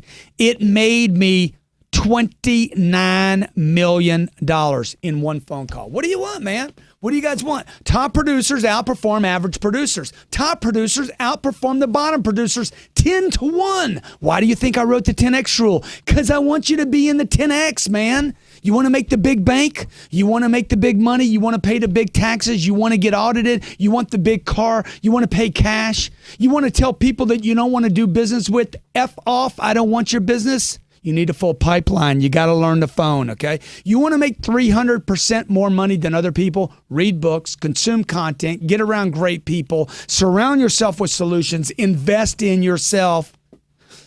Production facts. Do you know if you were a company, a manager, a team leader, and you just got rid of the bottom 20%, you would improve your sales by nearly 20%? Getting rid of people? How often do we fire people here, guys? Dude, I don't care. Get rid of the freaking dreck and the brakes in your company. Get rid of the governors. You know what I mean? Governors used to be on cars. Okay? Cold call, calculation worksheet. Let me show you $1 million program. Okay? Here's how you make $1 million. You do the math on $1 million. You don't worry about $1,000. Disregard what your mom and daddy taught you. The $1,000 is not your problem. $4,000 is not your problem. 50 grand is not your problem. This is your problem. $1 million calculations, okay? Divide your commission. Let's say you're a real estate agent, you make $6,000 a commission. You need 167 sales. You divide that by your closing rate, you need 2,700 contacts, okay? That's a total of 9 contacts a day. If you got bad luck and you suck, you need to make 90 contacts, okay? I can't have you do that, okay? Cannot do that, okay? That's 90 contacts. How many hours in a day? 8 hours in a day? 10 hours in a day? That's 9 contacts an hour. Look, if I could show you how to perfect 9 phone calls per hour, would you make them to make $1 million? I just gave you the math on $1 million. You want to make it 5 million? You want to make it 10 million? You either got to expand your volume or get your margin for payment up. If you make $1, you got to make more phone calls than if you make $10,000. So look, you're not going to get a big high paying job, big opportunities. Nobody's going to give you the good list if you don't know how to make the call. You're never going to get the good list. You're being penalized because you suck. You're being penalized because you're average. So do the calculation. How to make $1 million. Look, you got to make $1 million decision. Tonight is the night, okay, to make your decision. This life that I'm living right now, dude, this is for real, okay? For real. This isn't a show. You guys know we make decisions every day, man. Guy calls me up the other day. True story. I'm so freaking good on the phone now, I don't even have to get on the phone. Okay? I rented an apartment. I'm going to tell you a story about a telephone. I rented an apartment when I came to Miami. The deposit was $21,000. The deposit. First and last. Was it first and last? No, yeah. Because, okay, we gave him first and last. Security deposit, first and last, okay? Well, I was there for the first and last. So when I left, they didn't want to give me my money back. They wanted to charge me $22,000 for moving out. I'm like, are you kidding, man? Dude, you had somebody in the next day. So they're going to make a big deal about it, right? I'd tell Sherry, hire a lawyer. You can spend $100,000 if you need to. The budget is $100,000 to lose the 20. Would you like to be in that kind of position? Okay. Sherry is in the other office calling the lawyer. Lawyer says, we need the facts. And I'm in the other room. Literally, I can pervade a phone. I have made so many phone calls. I know what other people are saying now. Literally, I'm telling you, I'm telling you, it is possible. I love this. Okay. I can literally pervade phones and know from a distance because I've made so many phone calls. You need to be able to predict what people are going to do, how they're going to do it, and why you need to get everybody selling your way on the phone. So I tell Sherry, I said, look, this is what's going to happen. You're going to call the lawyer, our lawyer. You need to sell our lawyer. It's all going to be done over the phone. You need to convince our lawyer that I'm a freaking maniac. I'm a crazy man. And then I'll spend $1 million before I give these people my $21,000 back. We need to know what happened. You call him back and tell him they don't need to know anything that happened. I just want my money back. So if my lawyer needs data about why I'm doing this, then he's the wrong guy. I'm going to fire him right now. Okay? Today they wrote us and said you got the $21,000 back. I just did it with the IRS. The whole deal we negotiated with the IRS was over the phone. My sales, my real estate company, over the phone. Every call is made. We never closed. We just refinanced a $5 million project. The entire deal was done over the telephone. Every day, this company. I've grown from a company that could barely make $30,000 a year to a company that will make $100 million this year in annual revenue at all our companies, combined companies. 98% of that is done with the telephone. Websites, problems, situations, lawyers, real estate, loans, renting apartments, buying apartments, selling programs. Millionsonthephone.com, folks. So let's go back and review what you've learned. Let's face it, at some point in your career, you're going to be required, regardless of what you do right now, you're going to be required. I don't care what the job is, right? You're going to be required to pick up a telephone and make a call to reach the people that you want to reach. We talked about the wrong call, Okay, the wrong call is what? You go straight into it. I'm Joe Leisure with Grant Cardone's office. We're the leaders in. No, don't do that. The right call, and you can go back to your PDF format. The right call is to start in, use your first name only, the right call. Hey, my name is Joe from Grant Cardone's office. You might want to even drop off the office unless you're State Farm and Allstate or a name, right? Mr. Cardone asked me to give you a call because our company has created a tool that can increase. He could be saying right now what? I'm not interested. I understand you're not interested, sir. Our company's created a tool that can increase your sales as much as 40%. Before I waste any of your time, to be sure I can help your company. Remember that? That's a very, very important tag that you want to use to create interest. And then you go into qualifying your customer as to how many people do you have. You have to customize that part of the pitch, okay? Now, the things we talked about, telephone facts, okay? I'm trying to sell you on the telephone. Why to use the telephone? Why was the telephone invented? Why was it created? Hey, it was created to save time.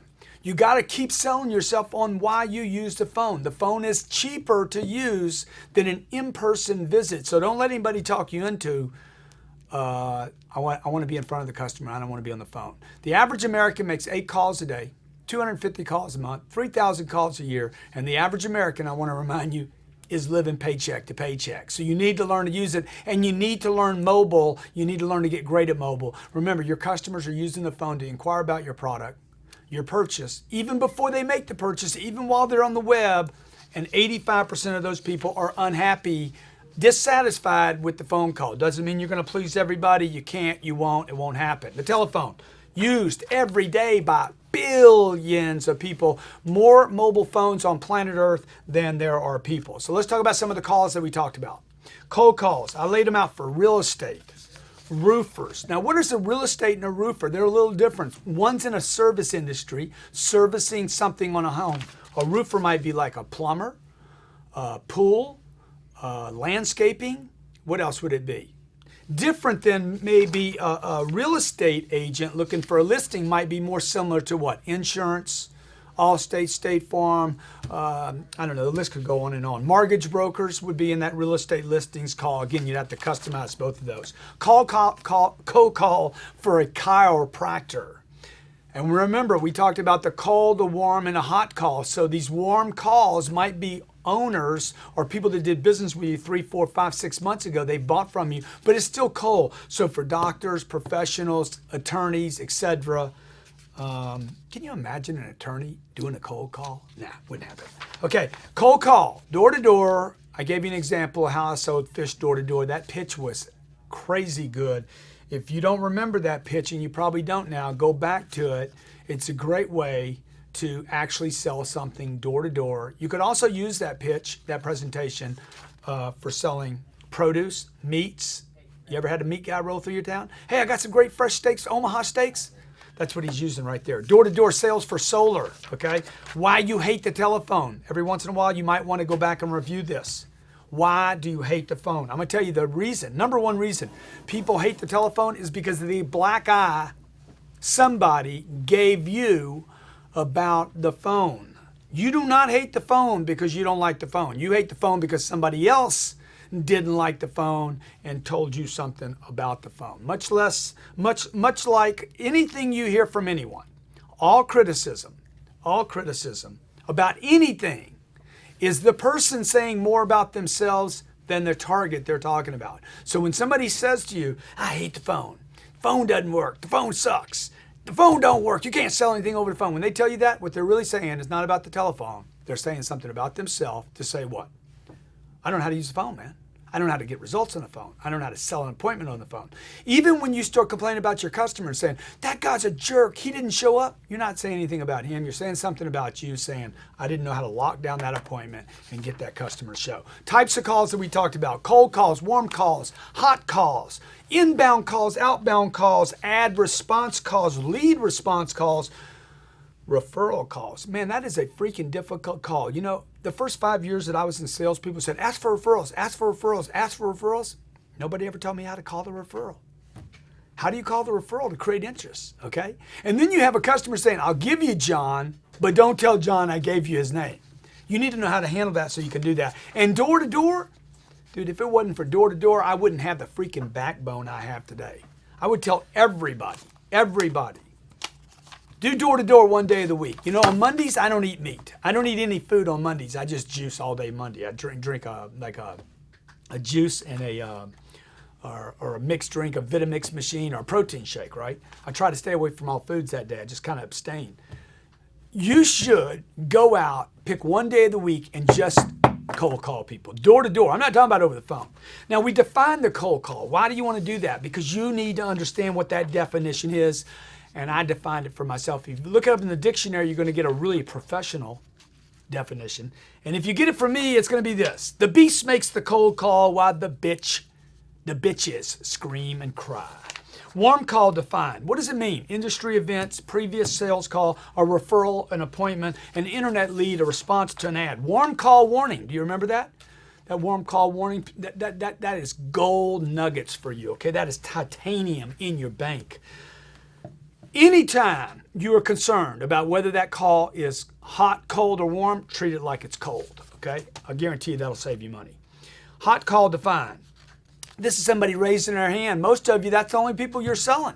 You're only selling the guy that says, I'm ready now, shut me down. You're not a salesperson yet. No offense, you're an order taker.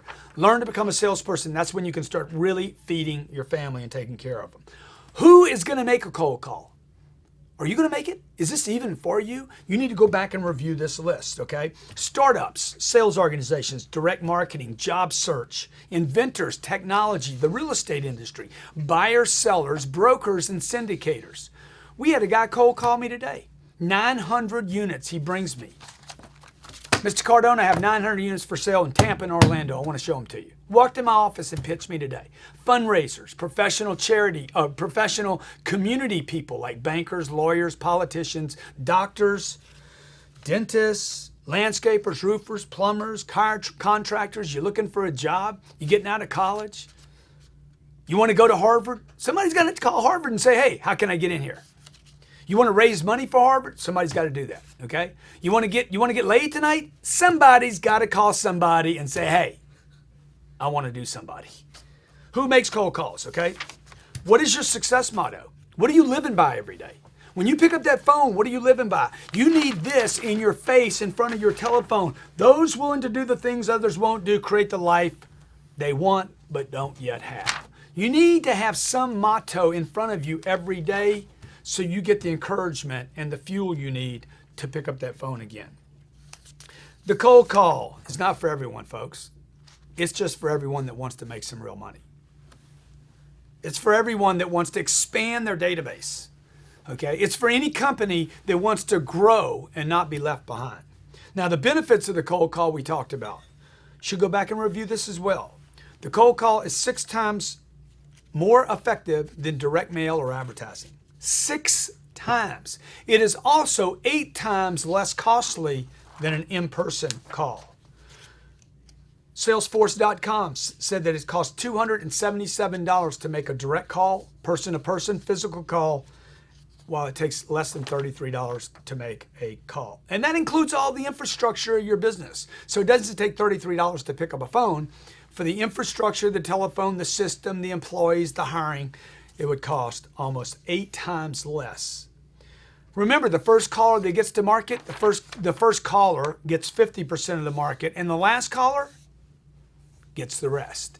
Okay, so I'm going to share with you in this program today, and I did already, all these different follow-up calls. It was part of that offering that I made you earlier, okay? There's an entire follow-up package. Day 1, day 2, day 3, day 4, day 5, day 7, day 10, day 14, 21, how to make the call, what to say, when to text. Because when you start making a lot of outbound calls, what's going to happen? People aren't going to call you back. You're going to get some of that, and you need to know how to handle it. That's also included in the package. But what's going to happen is when I call somebody the first day and they don't call me back, I left a message. We talked about the messages. We talked about voicemail. We talked about texting. We talked about the gatekeeper. All that's in your PDF. But what about the second call you're going to make?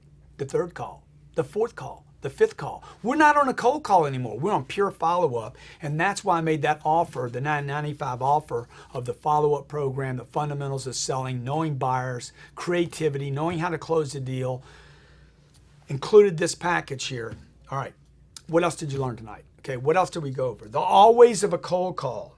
I don't know the page number on that, but that thing is crazy. You know, you got a page number, Robert?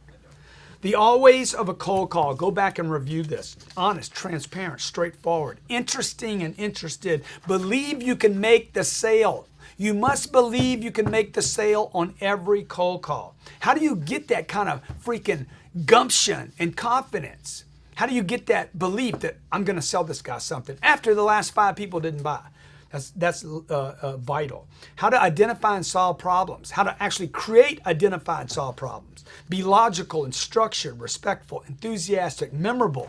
Man, what if you knew this material the way I did, huh? Okay, I'm still reading notes. I still need notes. Or you want me to rip it without notes? Be entertaining, be credible, use third-party data, the telephone. The telephone, man, it is the master, the device, the best thing that ever happened to me in my career. I would not have the business I have now or any of the businesses if I didn't learn how to nail the first 20 seconds of a pitch. 29 years old, I started my business. My first business was started making cold calls. I was calling people up and they're like, you got 20 seconds, son. Literally heard that from people. You got 20 seconds. In 20 seconds, you got to nail who you are, what's in it for them, why you're calling them, what's in it for them, where you got their name, why that company. You have to be able to explain all that. What's in it for the buyer. And hey, let me tell you something. You better, when you start making big, fat, freaking claims in a short 20-second pitch, you better be able to validate that or check the trust level of the customer, which means what? Do you even believe half of what I'm telling you now? Do I have your complete attention? You don't believe a word of what I'm saying. There was a client I had in Tampa. I was on the phone with this guy. I'd taken a manager's turn that we talked about in the call today. And I got on, I started telling him, it's going to do this, and it's going to do this, and it's going to do this. This call is, now at this point, it's warm. It's going to do this, this, and this. And I could tell he was getting colder and colder as I pitched. And I said to him, you don't believe a word I'm saying, do you? And he's like, I believe about 10% of it. The other 90 is just garbage. And I got back into communication with him by bringing that up, and we were able to close the deal. We talked about the parts of the call, okay? There's basically 5 parts of any call. Greeting, reason, qualify, appointment, close. Reason, the reason. What is the reason you're calling? Why are you calling this person with a big claim? Qualify the lead. What's a recurring problem, your magic problem, the money question, and who are the other decision makers? I gave you the structure of an outbound call. Oh my God, I didn't know I learned all this from this, right? The structure, greet, reason, qualify, appointment, write down my name, and close. So watch what happens is I start expanding from parts of the call into the structure of your call. Why? So that you can actually build your own custom script for your business depending on what you're doing. I also showed you the structure of a cold call and outbound warm call. And I gave you the calculation, the Cardone calculation worksheet. Now you might have to play with the worksheet a little bit. A lot of people don't understand this. Look, there's a piece here that nobody knows. Nobody anywhere knows what your closing ratio is, what your presentation skills are like, how good your offer is.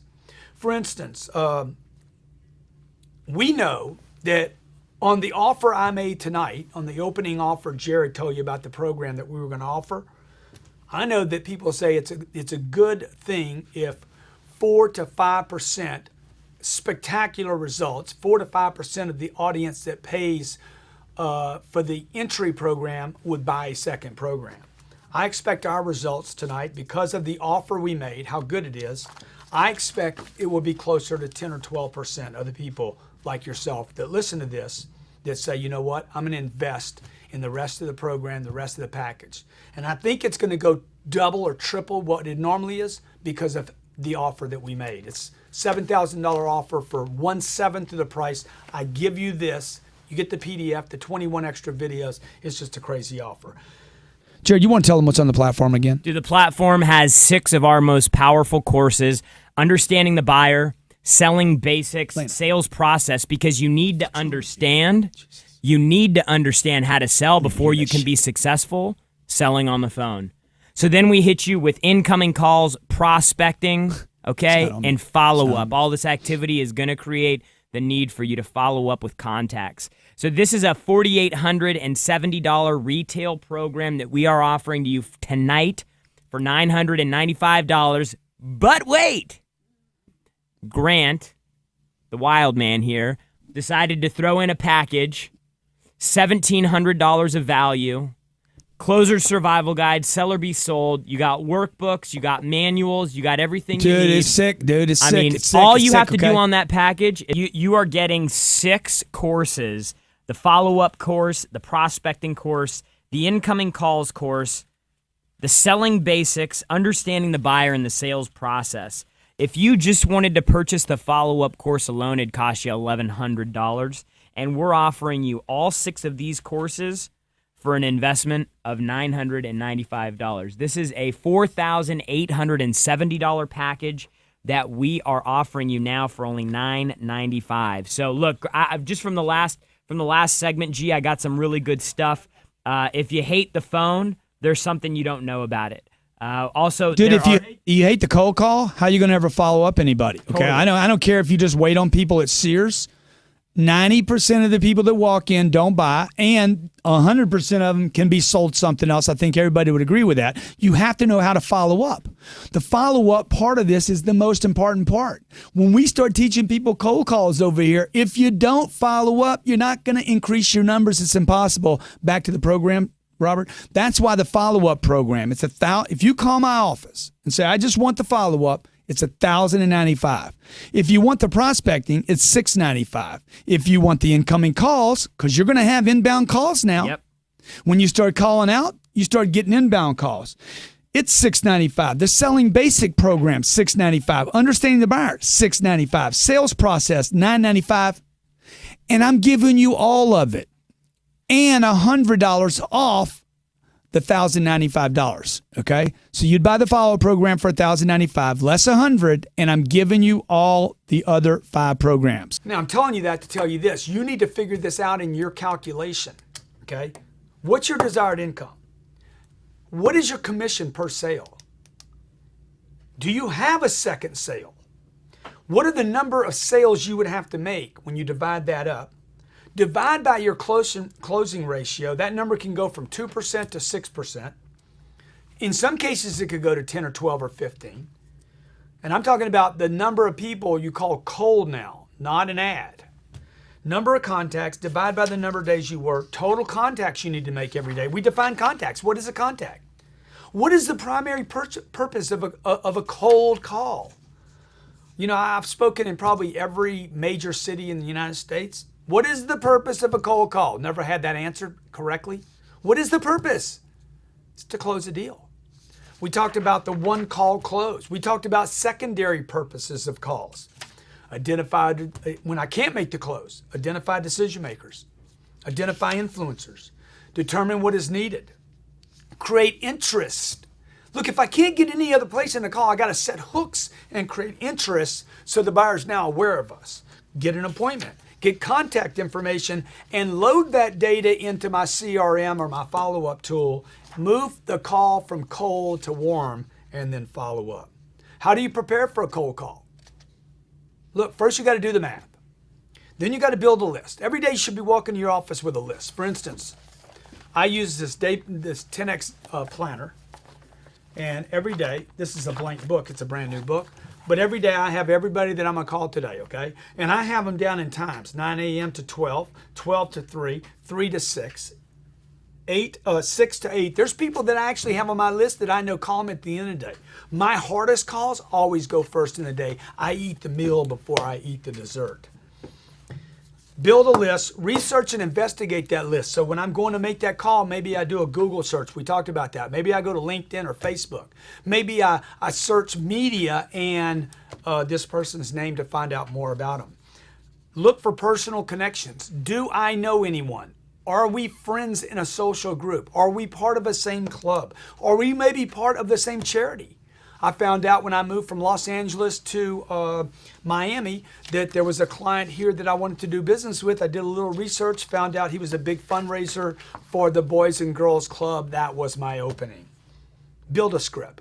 You have to have a script. You don't like my scripts? If you don't think my scripts are going to work, okay, then build your own script. And I guarantee you, even if you don't like my scripts, use the structure of it to build the script that you want to build for yourself.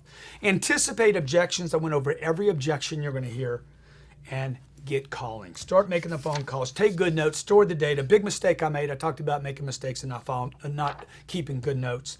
And then follow up. Follow up. What do I mean? Second call, third call, fourth call, fifth call, sixth call. Folks, when they tell you to quit following up, say, okay, I won't follow up anymore. Follow up the next day. Grant, how would I do that? I just told him I wouldn't. Follow up the next day. If you believe in your product, you believe in your service, you believe in what you're doing, if it's good, okay, tell them you won't and then do it again and figure out a creative way to say what? Hey, I know I told you yesterday that I never call you back again, but I have to. Or maybe you send them a note, or maybe you send them a text. Define a contact. What is a contact? When you're doing your calculation, what is a contact anyway? I went over the whole list, okay? There's basically 6 parts of what a contact is, okay? So make sure you're counting what's a contact. What is each call worth? Rather than saying, oh, I only close 1 out of 10 or 1 out of 20 or 1 out of 50, dude, what is every phone call worth? Because I know this, that call is probably worth $60 to $60 every time you make one, even the ones that don't pay off. So calculate the value of each of your call. What determines your calculation is going to have a lot to do, how you do your call calculation, how you create your formula, how you figure out what it's going to cost in calls, energy, and resources to create the kind of real money, not baby money. Look, anybody can make baby money just by accident. All you got to do is show up. When you're going to make the grown-up money, okay, and the top of the mountain money, you need a plan. And that plan is going to include and have a lot to do with how qualified is the buyer? How able is the buyer? Are you talking to a decision maker? What are your presentation skills like? Again, that's why I put that package together. Look, if you're good on the phone and you're terrible in your presentation, awful in the negotiations, never ask for the close, it won't matter. If you're great on the phone but never ask for the business, you're not going to get any ink and you won't get any commissions. So you need to improve your negotiating skills, your closing skills, and look, if you took all those skills away from me and just said, Grant, you can only have one skill. What is it? I need to know how to follow up.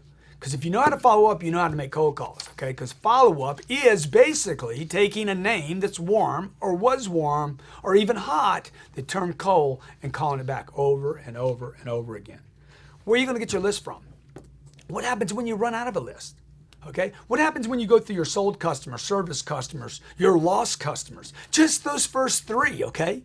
You'd be calling all day long forever. Where do you go from there, though? After that, where? You could go to orphan donors, unsold, move upward or outward. Upward is, hey, I'm going to move to a different list completely. I'm going to go from this list I've been selling, I'm going to move into a different category of people to sell to. That's great advice, by the way, for financial planners, real estate people, for people that do things I do for a living where I'm consulting with customers, where I want to jump to another league of clients. Referrals, you can always buy a list. That's the easy thing to do. It's what everybody does. Pre-call investigation. Look, do you even know who you're calling? We talked about that a little bit. What about your attitude? What kind of freaking attitude you got? Okay? Do you believe that you can sell anyone, anytime, anywhere, any language? Do you believe that? Do you believe your product is worth 10 times what you charge for it? Because if you do, you will hammer, you will press, you will push, you will not stop when you hear an objection, valid, invalid. When you hear a complaint, it won't stop you anymore when you're completely sold. Do you know your pitch cold? You know, the reason I want you to listen to this over and over and over again, so that you get your pitch down cold, so that you can call me one day and say, Grant, you remember that freaking thing you did on the phone? Yeah, I remember that. Maybe it'll be 10 years from now. Who knows? Maybe I'm dead. Maybe you come up to my daughters and say, your daddy, your papa helped me learn how to make a cold call to somebody I didn't know, turn it warm, follow it up, and shut it down. Your daddy taught me that. So do you believe that you can sell anyone? Okay? Do you go into every call with nothing to lose and everything to gain? Do you believe that you're the lowest price even when you're not? Because if you don't believe that, you're not going to make this cold call. Okay? You're going to make a handful, but you're not going to keep doing it. You have to believe you're the lowest price even when you're not, because you're the best value, you're the lowest price. Can you treat somebody respectfully when they're hanging up on you? Come on. How many times have you told somebody on the phone, I'm not interested, and they just hung up on you because they're not being respectful? They lost their game in that moment. You don't want that to happen. We talked about the elevator pitch. Look, the elevator pitch, that one page can change your life.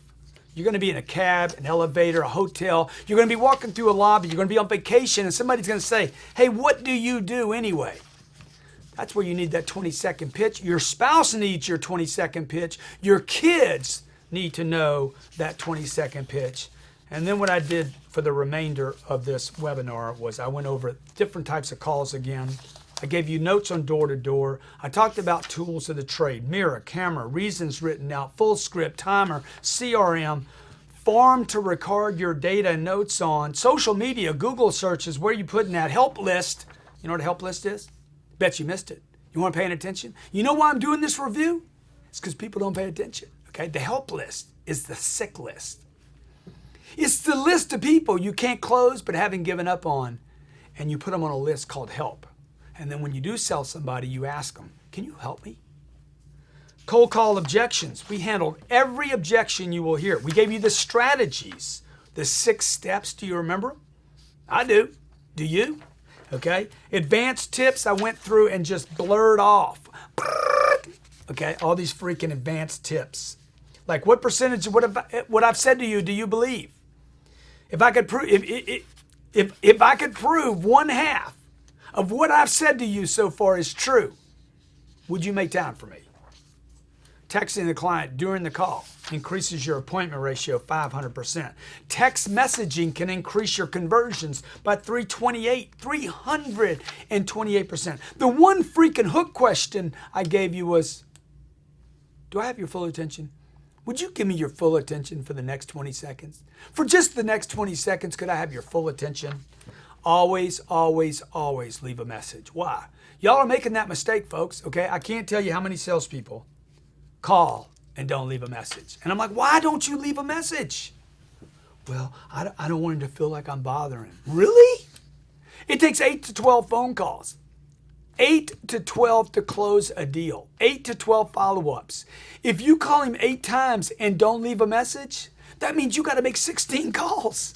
Okay? So always, always leave a message. Remember, you got to get frequent before you're going to get great. You got to get frequent before you get great. You know what that means? That means you need to practice this material. Okay? You need to learn the material. You need to have the material in front of you every single day, because your life, your career, your future depends upon your ability to continue to make cold calls and be great at it. Again, I really appreciate your time tonight. I hope you got a lot out of this. Appreciate who you are. Appreciate your commitment to yourself and your profession. It's time to get great now. It's time to hey, I'm done being scared of the telephone. Okay? It's time to learn how to use this thing called a telephone, a device that's been around over 135 years. The first reason anyone used this device was to save time. It wasn't actually to communicate. Watson, get over here. That's what you're going to use the phone for. Again, if the offer still stands, okay, and you're still committed to greatness, check out millionsonthephone.com/invest to take advantage of what is almost $10,000 worth of value for only $9.95. Appreciate your time. Anything I can do to help you. If you have any questions, if we can help with your scripts, you can email gc@grantcardone.com. I'll try to answer your email. I'll do anything we can to help you. My phone number here is 310-777-0255. 310-777-0255.